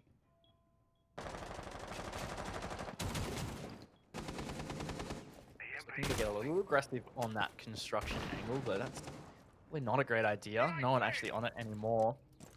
Trying to get that Kennels Wall open. I mean, their time management's been pretty good, but they're struggling with this right now. You would really hope the Kennels Wall is open at around the first minute played of the round. Tampa doing a good job there as the Bandit, just denying it. Strider is going to be able to get that open though. There's no more denial. The Knights have surrounded it, giving themselves half the round to try and get an execute ready. Probably looks like it's going to be onto CCTV given where the diffuser is right now. Will head in towards garage. An interesting shield set up on the stairs to the right, potentially trying to hold that. Looks like that player has fallen back. There is still one on the rafters. That's Wayne Man on the Wamai, running the MP5K, as opposed to the Orb. As Leb will now well and truly make his way back to site. So Kanga really trying to hunker down in this last minute. They're really surrounded at this stage. You see Dino and Haywood there already in construction, putting a lot of pressure on these players in cash. Boats is holding that tight angle into the breach from construction, but Strider still can decide where he wants to plant. Given how the Knights have this control and the breaches that are open, they could plant either side here. Haywood does finally get the opening for the Boats. Again, the Knights really look like they're in the box seat for this round as Dino is actually on site. Juicy gets an opening pick and it's falling apart for Kanga guards. It's all up to Spruce now. Oh, and there we go. It's a flawless round for the Knights. And I was just about to mention that Spruce is lurking below, could be in a great position to deny the plant, but the rest of the defense just fell apart and Spruce just left with no opportunity to have an impact in that round. Quite reminiscent of Kafe, isn't it? The Knights expending early utility, really forcing Kanga into some awkward positions on the side, and they pretty much just sweep the floor and Bob's your uncle. Yeah, things aren't looking good for Kanga. They're going to rotate bomb site again, so they haven't repeated anything yet, and they're going to gym bedroom. See whether this maybe is a bit more comfortable for them. And they've got the right operators here, but the Knights have just been so efficient with their time management and the way they gain control. I mean, there was still 30 seconds to go, and as we saw Strider pushing through one of the breaches, Dino's just ran all the way through cash, all the way through CCTV, hunting the player down on Catwalk Garage. I mean, that's pretty aggressive but confident play from the Knights. Juicy, they're on 7-0 right now after 2 rounds. The Knights, of course, winning the first 2 rounds by killing the enemy defenders. On Kafe, we saw a very high plant percentage from them though, so that trend not continuing as of yet. So maybe the Knights just electing to bring out aggression as opposed to attempting plants at this 10 seconds stage. left. 5 seconds left before insertion. They definitely have every chance to just straight up outfrag Kanga if that's what they want to do. Attacker's objective is to locate a bomb. See how and it plays defuse out for them on Kafe, but I mean on Clubhouse, but I like on Kafe that there were rounds where they had all the control they needed, and instead of overextending and trying to get more frags, which some teams will do, the Knights stayed nice and controlled, and they were getting their plants down. So there's definitely some discipline in them. It's not all just aggression. And it looks like they are pretty well set up for a solid clear here from the east. There's somebody just below on those storage stairs for Leb. Or if he's aware. No, Arlo's in fact in stock, not ready for that engagement. But the Knights are pushing towards Cash, and if they do get this control on the east side early, it's going to be very tough for Kanga holding Gym Bedroom. Boats and Leb with a critical role in this round. If they get these picks, they can turn the tide, but if they lose control, the Knights will likely swamp site like they have in the last 2 rounds. Arlo in a very good position to cut off this rotate. Leb inside of Lounge freaking out. He's getting pinged. He will be taken down surely, but Arlo misses his shots there with the LMG. Leb gets away, but will eventually be taken down as he tries to make his way over towards Bar. Arlo will take him off the board, and now it's a 5-on-4. Yeah, poor Leb. I mean, he's not going to be able to wait for a reload with that LMG. So there's again, plus for running that. Knights establishing some good control. Looks like they have that cash. They're going to push straight through to construction, and they're very close to site now. Still half the round to play. It's going to be really tough for Kanga to hold them out. Strider now rotating over towards the jacuzzi ball. The Knights may try and take their time and open it. It has been electrified by Campo using those batteries. They're going to use an EMP, of course. Thatcher on the board as well as that lifeline concussion. Forcing Campo off, and the wall will be open. Very clean there from the Knights. Campo does make his way back in towards Bathroom and will electrify that second wall though, so it's another obstacle that these attackers need to try and get through. Awesome shots coming out from What's he shooting at? Strider just free firing. I don't think he really thought about where he was shooting at, but Arlo's pushed in. It's fragged out Campo. They know Spruce is really far off site. It's essentially a 5 versus 2 on site here. This is going to be pretty strong. Wayne Man not spotted though in that position. Oh, does actually get a double as Spruce gets 1. So all of a sudden, guys, actually 2 versus 2. This could be back in Kanga's favor. Somehow Hayward now left in a 1 versus 2. His team was looking so strong, but now he's on the back foot. 20 seconds left. The drop shot from Spruce is denied. And now it's a 1-on-1. Wayne Man trying to help his team win their very first round here on the second map. 10 seconds remaining. Knights on a massive streak. Hayward, I think he might stick the plant. Surely not. It looks like he will. Wayne Man doesn't quite see him do that gym equipment, and now it's a post plant. I think Hayward might have dropped the hatch. He's playing it from below. This grenade comes out, does a little bit of damage. Wayne Man aware of his position, but there's not a whole lot he can do. He needs to likely drop and go for the kill. Hayward playing it patiently. He knows it takes 7 seconds to counter defuse, and he's just going to wait. Wayne Man trying to bait it out. Almost does, but Hayward with the discipline. Wayne Man now looking to try and stick it, and he will be taken down. A fantastic play there from Hayward to bring back a round that always should have been theirs. Kanga so close to edging that one out, but didn't quite have enough in the end.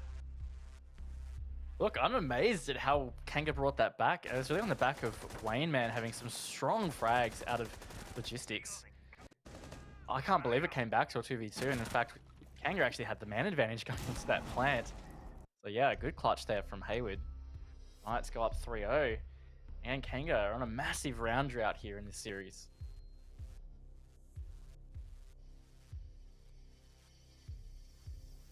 Man, oh man, Kanga. Yet to win a map here in Six Masters 2020, and it's looking like this one might not go their way either. It is their map pick. They're 3-0 down.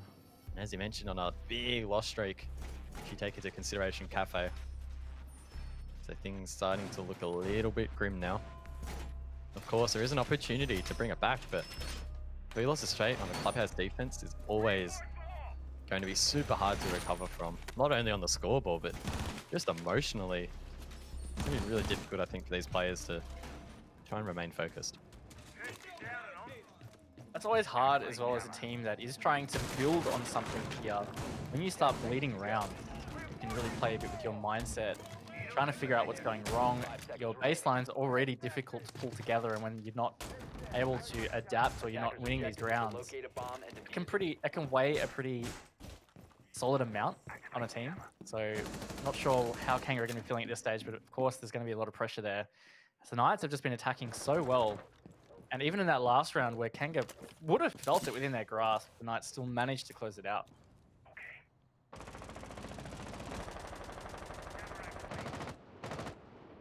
Of course, it is a basement hold here. Or basement objective selection from Kanga. Maybe hold isn't the best term to use, as they're actually holding top floor currently. Going for the roam, the SSG roam, if that's how you know it as. They popularized it. Bringing that castle, enabling these defenders to play from above. Coming up to the Knights to try and clear this nice and quickly. We've seen them do it so far in this map, but I don't think they've had as much competition offside as they have this round.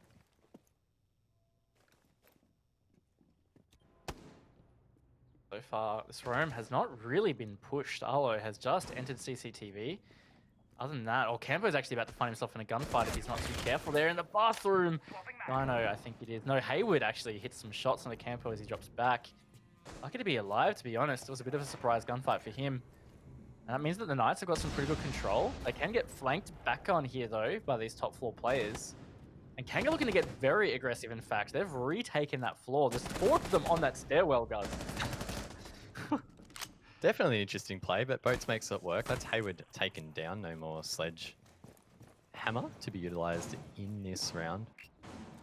The rest of his team, though, look to try and reclaim this position. And it appears as if Kanga have fallen back down. They have. All 5 members now in sight on that bottom floor.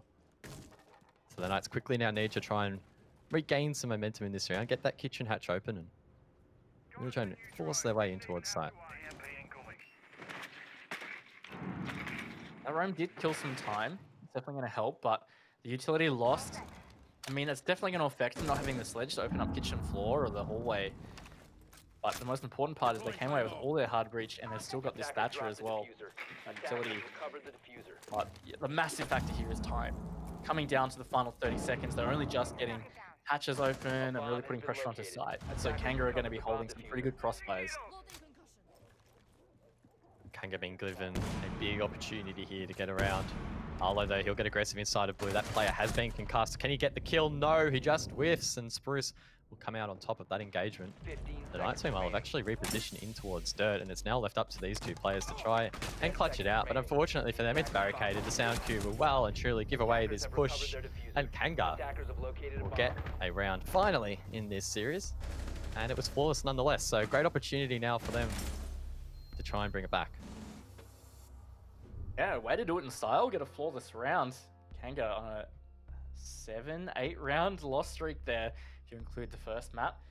They have broken it with that flawless round, so great job from them. And maybe that's all it took, you know, to go through all their sites, lose them all, and then replay them again. That's the strat. Gym bedroom, though. We'll be heading back there. Kanga almost won it last time. Wayman and Spruce stepped up massively in that round. But unfortunately, it wasn't quite enough. Wayman unable to deny that plant, and a perfectly played post plant there by the Knights. It definitely, though, felt like a Knights round from the majority. So Kanga are really going to need to be careful of that early round pressure that the Knights are continually bringing. I think that's been one of their best traits tonight, especially on attack. They just absolutely bringing it to Kanga, giving them no time to rest. I mean, that previous round is the perfect example of what Kanga need to try and implement into all these defenses. As you just said, that early round has been so good for the Knights in these attacks. And what happened earlier in that last round, 5 seconds well, that left. SSG roam really burned a lot of time off of the Knights' attack. And they did actually lose that pick on Haywood. That means they were both at a man disadvantage and much lower time than they used to. Kanga need to try and bring that into these other defenses, and if they can, they really do seem like they've got a bigger chance to be more successful. And if they bring this back to be 3-3, maybe they have a chance in their attacks. Calling it before seeing an attack comes out, but it's definitely getting them back in the match, that's for sure. That would indeed be a big Kanga comeback. Still a long way away from seeing that coming to fruition. And the Knights are now, again, trying to gain early territory. Getting quite aggressive over towards the cash wall. Even pressuring the south balcony already. That's Haywood on Sledge. So just trying to make Kanga feel a little bit uneasy. Still plenty of time in this round. I really like what Haywood was doing with just opening logistics hatch, opening that connector window, and then just dropping away. That's a lot of perceived pressure that the defense will worry about. They'll never be 100% certain without hard intel whether someone's holding those angles. It just makes it feel a little more sketchy to rotate back. Spruce gets tagged up on that rotate, in fact. Not sure exactly where he got shot from. Lucky to be alive, in fact. Just one bullet would have ended him. Again, this time management pretty good from Knights so far. They've now got CCTV, cache control. Go back and work on this Kennel's wall. And it's looking very similar to how the last time this attack was playing out, before Wayne Man had something to say about it. Minute 20. All 10 members still alive in the server. Albeit some on lower health than others. Spruce one shot. The rest of his team though with full HP. Flank drones being set up now by the Knights, making sure that they don't have a repeat of the last round, at least not from Oil Pit. Expecting the Knights to try and get Jacuzzi wall open. It looks like Strider is alongside Juicy on that position. Arlo maybe coming to help out if needed, but instead he goes to the roof. And it looks like they've been stalled out pretty hard here by Campo. Doing a good job so far, but Haywood is now on that gym window to try and deny. But no, that council barricade, in fact, is still up, so that's going to save Campo from direct danger at least. That wall is finally open, but again, very minimal time left for the Knights. They're going to have to squeeze through onto site with still 5 Kanga players up. Arlo with the LMG will head the attack in towards Bathroom, misses those initial shots though. Importantly though, he doesn't need to reload, but nonetheless, Boats' aggression will shut him down as the frags now come out. 15 seconds left on the board. Campo down, so it is a 3-on-3. Many of these defenders on low HP, but Wayman critically gets one. Spruce taken down as well. And now it's the plant scenario. Strider needs to stick it as unfortunately Juicy, his teammate, was dropped. It's effectively a 1-on-2 unless they go for the res. Strider doesn't seem to have a whole lot of intel to play off here. Head checking a lot of angles, will head check that one. That's Leb taken down. Campo not picked up, but it doesn't matter. Strider is shot in the back, and Wayman with the shotgun will finish him off. The scoreline now 3-2. Defenders disabled the diffuser. Another round in the bag for Kanga. And again, it was really good from them. Wayman just showing up on this side in particular. Good thing for Kanga because it's netting them rounds. Could have fallen apart. Strider looked pretty comfortable in that clutch. I think he probably had the right idea with logistics. They seemed like they knew that player was down in there, or at least that there was presence. If he was able to retake control of logistics, he would have had a really strong position for that post plant. Nice peek from Wayne Man though, and Kanga, this 3-3 is looking possible. Indeed it is. CCTV and Cash will be their final defensive site of choice in the half. Keep in mind it might not be their last defensive round if we head to overtime. Not impossible. If we look at how this map has shaped up so far. First 3 rounds went to the Knights and the last 2 the Kanga. Definitely swinging the momentum back and forth. Kanga with a great opportunity, as you mentioned, to try and even out the half. Give themselves every fighting opportunity to win the map. And try and get their first points here in Six Masters 2020.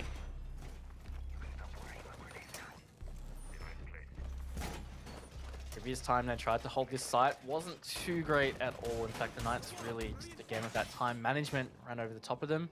They got that CCTV wall really early and then rotated to construction. Got construction open, and at that stage, it gets really sketchy as a defender. And even though Kanga still had control of Catwalk at that time, the Knights just legged it into Cash, took that control, legged it through CCTV, killed the guy Catwalk, and then it was all over. So the Kanga just need to be ready for that early aggression. Try and, again, slow down this early progression from the Knights. Dino, they're trying to set up that hole on the construction wall, but Kanga have read into that and actually electrified it. Dino was unaware and has wasted now once they held those pyros pallets. Arlo says No way. GN to Leb. Yeah, not much to say about that one. Leb just getting a little bit too cheeky on that pick. His head will be taken down, and unfortunately for Kanga on this critical round, they'll start off on the man disadvantage. Yeah, not a great start at all. Kicking into that LMG belt. Seemingly endless. And Lev is not a player that's had much of an impact in the series. He had a couple of good rounds on Kafe, but definitely in Clubhouse. Hasn't done anything too outstanding at this stage. And look at this push from the Knights here. Dino is just so freely taking construction. They've got a drone on site. He looks like, or they look like, they're really keen to pick that Kai. All they have to worry about is that top of Cash stairs.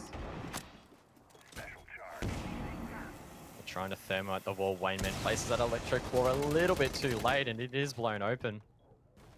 The Knights now able to shut down any sort of rotations in towards site with a minute 30 to go. They have the man advantage. Trying to close this one out. Juicy will make doubly sure that Leb is taken off the board. They try now to really, again, pressure Kanga on site. Oh no, the double tap is an important rule. But Knights coming with this man advantage is going to be still tough for Kanga to hold on to. They look keen to take that Rafters control in Garage, but it's not necessary at this stage. If they can get that control of Cash like last time, all they have to worry about are Cash stairs to facilitate that.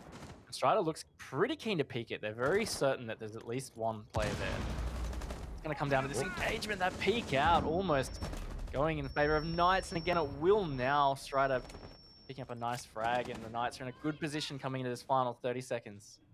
Effectively a 2-on-5 as Wayneman has been taken down, a res unlikely at this stage in the round. Pressure coming from both sides. Spruce needs to try and hold the main stairs and the breach boats as well to assist, but it's not looking great as they'll push in from behind. Finish off Wayneman, finish off Spruce, and now Boats surely will be taken down as well. All the angles being held, and there we go. It's a flawless round for the Knights. And they get the edge in the first half. Definitely not a great first half there from Kanga on their defense. That is really going to be playing in their minds going into the attack half. They did, in fact, fail to win any of on Kafe. So, it's a lot of pressure now on Clubhouse. It is their map pick, though, so they might have something in the bag here that the Knights just aren't ready for. One thing that was interesting about that first half, from what I tracked, which I hope is correct, I hope I put it in right, there was only the two plants, one going in favor of the Knights and one in favor of Kanga. I think it was just the two, right? Wayneman was involved in both, but didn't quite win Attackers need to the first. locate and defuse So there's a little bit of a deviation from the first map where there was, how many plants was it? I think it was 4 in the end. So Yeah, four on that first half. half the amount of plants. I guess 2 is maybe a number we would come to expect. More so in the current meta, 4 maybe being a little bit of an outlier. But just a little bit of something interesting to note for all the nerds out there. Now, I think it just comes down to some differences on the maps as well. Clubhouse generally, when you're ready for a plant, it's some of the sites are a little smaller, so you generally end up just getting in frag fights 10 seconds anyway. left. But one thing that's concerning me already is that the Knights look like they're 5 going to play seconds some remaining. kind of roam, and I think Kanga is going to struggle clearing that. They've Attackers' objective is to never locate a really bomb and looked defuse super it. coordinated pushing out the roams for the majority of 6 Masters, in fact. I think this is the Knights really reading into Kanga's difficulties and trying to abuse that. Interesting to see how quickly Kanga get meaningful control around the side or pressure the Knights. We saw Pittsburgh really excel in doing so. On the first map, Kanga struggled. Plenty of intel as well for the Knights, so this could be tricky. Yeah, I've read it a little bit wrong. I think the Knights have actually defaulted back a little quicker than I expected. Arlo's really the only one that remained up to put a bit of pressure. It didn't look like he even really shot that drone that was hunting him. Double checking strip here just to make sure nobody's there. That means Kanga are actually going to have pretty quick map control. I think is maybe not so great from the Knights there. All they had to do was stick around a little bit longer, shoot some drones, create a bit more uncertainty. And Kanga have just pushed up constantly. They're going to open up a lot of this floor through the sledgehammer of Leb. Knights is going to have to play nice and patient on site now. Kanga getting those hatches open. That'll be bar blown. Going to create some angles over towards the church wall. May even be able to nade that later in the round to clear any utility or players on the wall. As again, the Knights playing quite disciplined, trying to force Kanga into the first mistake. Bomb located by attackers. First mistake is a good point. It's a matter of who overpeaks, who's not in the right position. See who can force out that first pick. But so far, no real gunfights have occurred at all. A lot of pushing and opening things, and this is really good time management now from Kanga. The fact that they are here opening this wall, just so that electrical claw gets thrown though, the EMP will counter it, which means the breach is open. There's some pretty good positioning and time here from Kanga, means that this round is looking pretty good for them. They just need to push out these positions in church. Blue is also going to be a very important part of how they take this.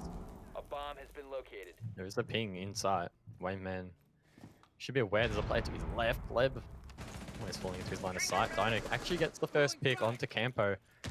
Hopefully that doesn't prove too precarious for Kanga, who need to push in. Leb will down one, finishes him up with the SMG, trying to hunt for maybe a second. But no, he'll be taken down. The aggression from the Knights is being tamed by Kanga as they bring it back to a 2 versus 2. It's now Boats left to try and enter, but the Knights will shut that down. They hold strong and win round number 7.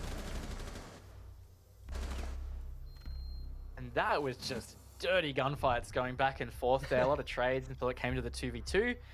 But yeah, the Knights came out too strong. I think it was a good attack from Kanga.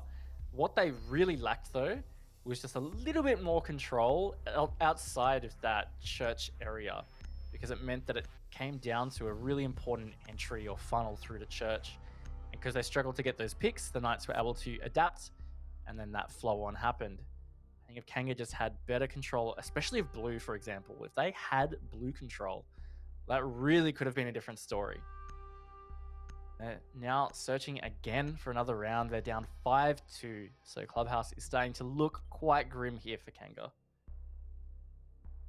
Defenders, protect your bombs from being defused by attackers.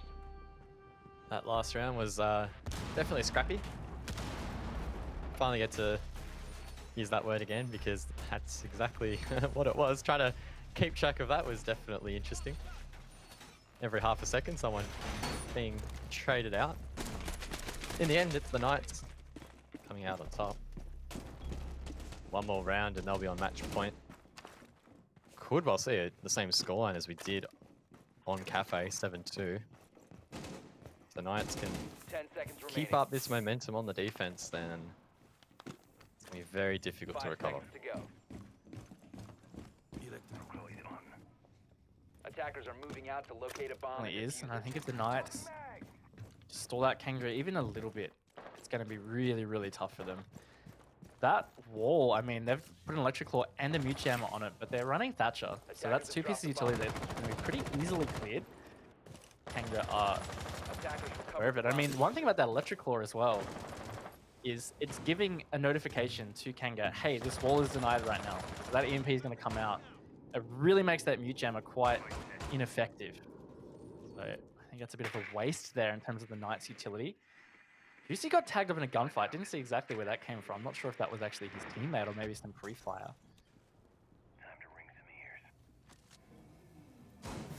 Does look like GC has rotated back towards Jacuzzi while preparing for Kanga to rotate there after they open CCTV wall. Wayman does some provisional droning. Likely expect him to go on the roof and head to the other side of the map.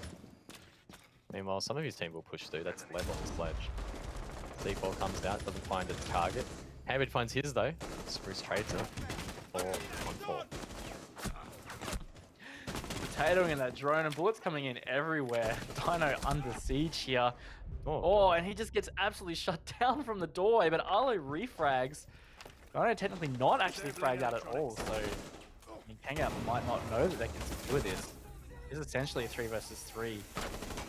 That was intense, man. So many gunfights just coming out of nowhere in the space of 20 seconds to take this control, but they've got it now, so that's a plus side for Kanga. Potentially a waste of an exothermic charge there. That player already down, meaning that they could have just funneled through the door, potentially. Maybe using it on Jacuzzi wall. I trust Kanga though. They know what they're doing. It is their map pick. But this entry could be quite challenging now. They basically forced to funnel through the windows and through con. It's going to be a tough entry. Yeah, that's the downside, right? If they don't open Jacuzzi wall, well then that player around that bathroom corridor can play really comfortably. I didn't see if the Knights do have the rotate, but it's super common that you've got to rotate in through bathrooms from that hallway. They actually don't, so I mean that might work against them. But Strider here under a bit of pressure in the middle of sight. It's going to make it tougher for Kanga to funnel through as Arlo finds that first. Giving the Knights that man advantage coming into this final stage. I've been Wayne Man left to filter through con. Wayman actually finds a pick. Definitely winnable here with just over 20 seconds to go. Leb uses his hammer to make a rotate in towards Logi. None of the Knights players in here though. Could find an entry or a refrag, and it won't be either.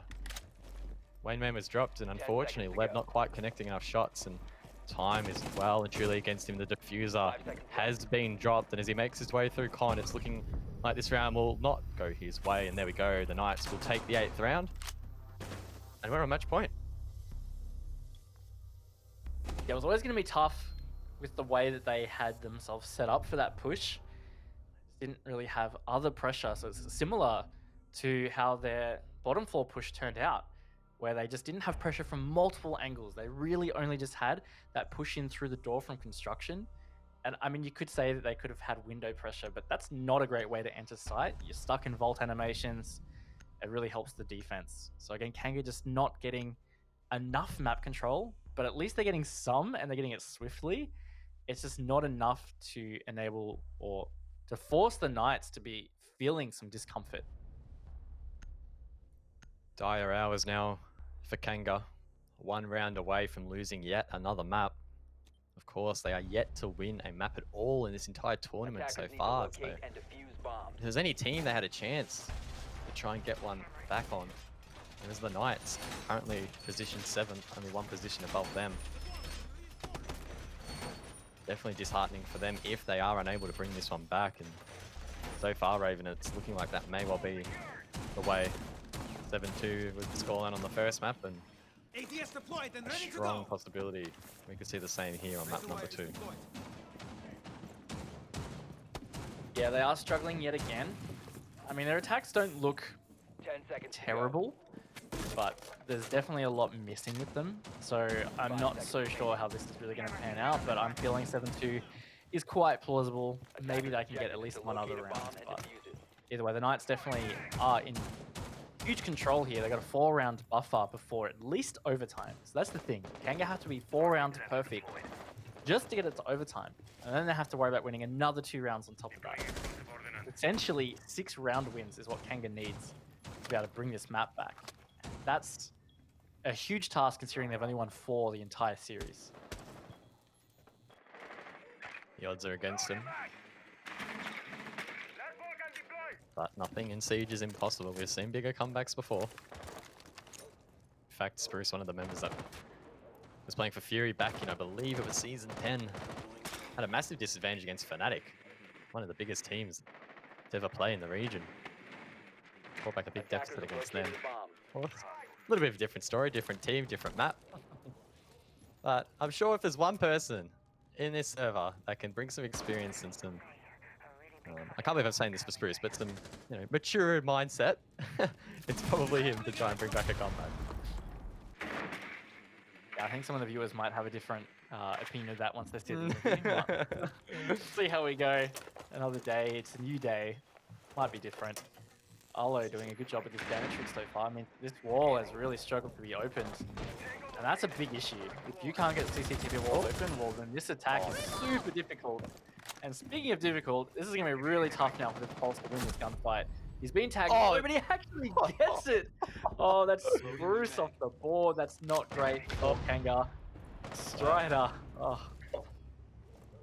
Well, look, I said Spruce might have the right mindset. I didn't say he'd have the aim, and unfortunately, the Knights now the massive advantage for this round, and Wayne Man loses his gunfight as well, so it's a 4-on-1.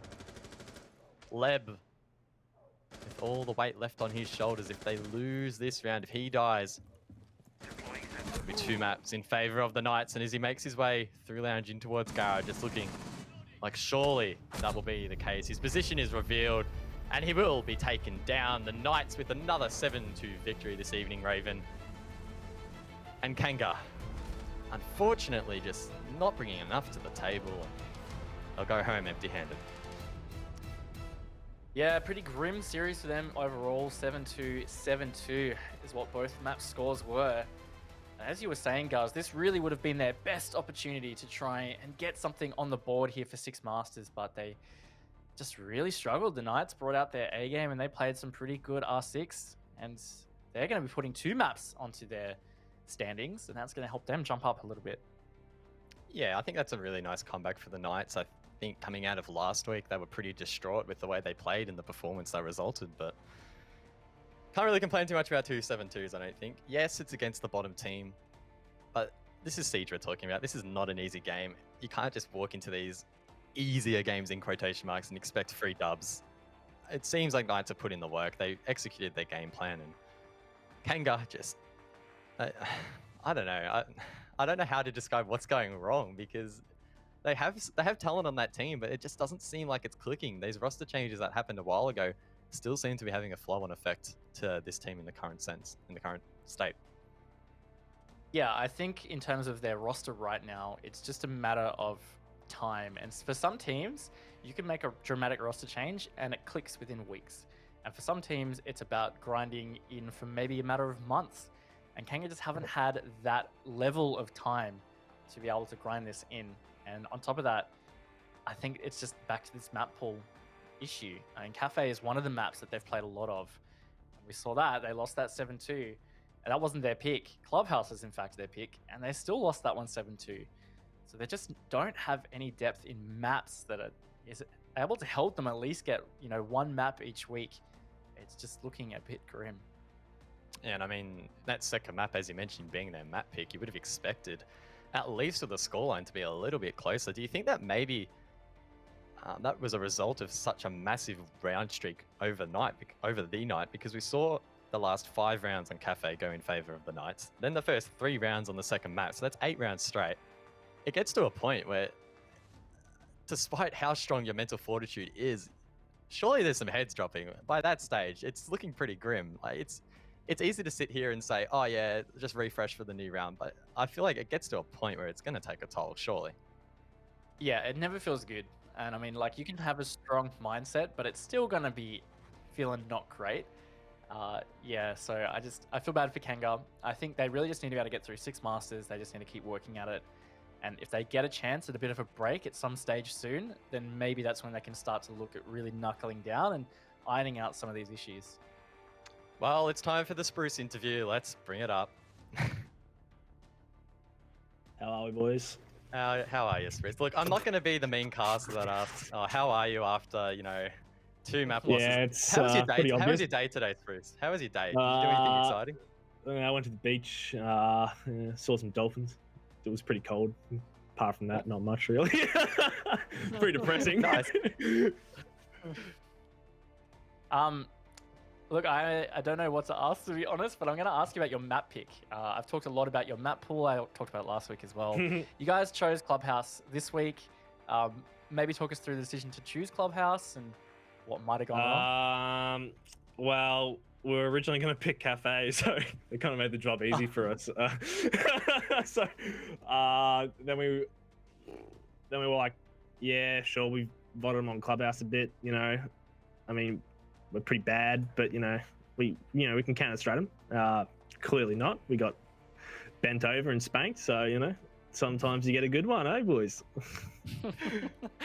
And I don't know if you can give us any more insight into the struggles. I mean, we talked about it a lot, but is there something in particular that you guys are just really unable It's to just game handle day. at the moment? It's just game day. I don't know what happens. Everyone seems to drop their DAX and poo themselves. I don't know what the deal is, eh? Definitely just game day. Game day nerves. I don't know. I don't know what else to explain. Well, next week you guys will be taking a wild card, currently number 1 in the standings. Yeah. How are you guys feeling looking going into forward that to one? Is that looking like a dub or? Oh, mate, easy dubs. Left, right, center, mate. Fuck, 2 dubs, mate. Easy. Put it down right now, everyone. All your casters, 2-0 to Kanga. Safest bet of your life, mate. We'll leave it at that, mate. We appreciate your time. We'll see you next week after your dubs. Yep. I'll see you then. Oh, man. Wow. I don't think I've ever seen Spruce so down in an interview. Oh no. Yeah. Oh, well, at least he was a bit better look, behaved. It's tough. I don't envy him having to talk about it week to week because it does come back just the same thing. Like he said, game day nerves. I don't know, he said that before. And there's probably not much they can say because I think that's just something that will be continuous until they can get on top of where they're at. Because a lot of game day nerves comes down from the fact that maybe you're not confident in your team's ability or your own ability because of just how shaky things are. So it's just about Kanga just having that time to work through it. And once they can get to a position where they feel comfortable in what they're doing as a team and individual, well, that kind of stuff will start to slip away. But yeah, it's just going to be a bit of a rough 6 Masters for them, I've got to say. I think it'll be interesting to see if and when they do win a map, if that's going to have a big roll-on effect, if they sort of nerves will start to sort of go away. Because I think once they get over that small hump, hopefully for them, that'll mark the point where those nerves can be eliminated and they sort of have the faith in their own abilities to actually get genuine map wins on the board. Yeah, it is definitely like a monkey off the back feeling. If you are struggling to win a map, once you finally do, it feels really good. And it does help start to string things together, and then you can work on some consistency. So it is just a matter of time until they do finally get that opportunity. But until then, it's just going to be all about that hard work. Well, talking about feeling really good, I'm pretty sure Strider from Pittsburgh will be pretty happy. Let's have a word. Hey, boys. G'day, Strider. Congrats on the 2 maps tonight. Definitely a turnaround from last week. How you guys feeling after that one? Well, it feels good to win a game on Clubhouse and, put some points on the board consecutively. So I'm really, really proud of everyone.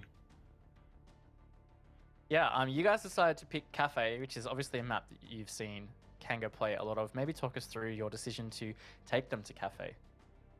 Well, we feel like we're quite strong on Kafe, but we also didn't feel like they would expect us to take them to the map. Actually, when we were picking maps, when we chose Kafe, it was only until later we realized that they actually played it last week. So I don't know, not really quite sure what happened there. But I mean, we were pretty confident going into it that they weren't going to expect how we're going to be playing on Kafe, regardless of if they played it last week. So we were still happy. Yeah, and I'm probably going to steal Guz's question here, but you've got LFO next week, which I think is probably a curious preparation thing for a lot of teams, given how they've been playing. Any initial thoughts for how you feel going into that matchup next week? Yeah, well, I feel like their kind of play style was how our team used to play at some stage. So if we bring at them with a similar kind of aggression, we feel like we will be on top in that. Like, we know how to use claymores, we know how to use nomad, but more importantly, we know how to use our gun. So we're not really threatened by them at all. Awesome. Well, Strider, we'll leave things there. Congrats again on tonight, and we'll talk soon. Thanks, guys. I'll catch you later. Oh, the shots are being called. LFO, watch your back. Yeah, they're super confident going into that game. And I mean, after tonight, of course, that confidence should be there. They've had some good matches as well previously. I mean, they did lose to Sinister, but it was 7-8 on Clubhouse. So I think that's heavily what Strider was talking about with getting the Clubhouse win. Previously, they lost it also 3-7 to Ferox.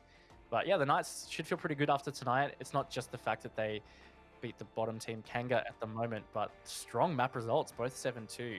It really counts for something. Well, Pittsburgh Knights have taken the first best of 2-2-0 comeback for the other series in a very short period of time. I've lost my words. We'll see you soon.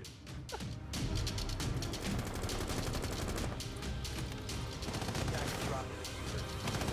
Attackers located a bomb.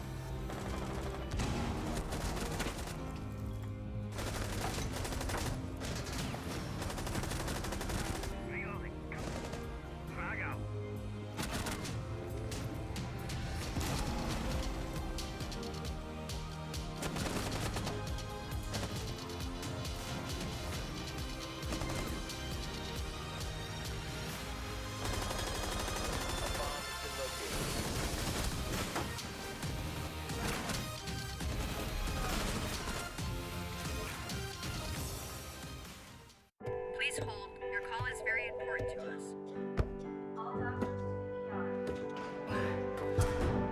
All operators are busy at this time.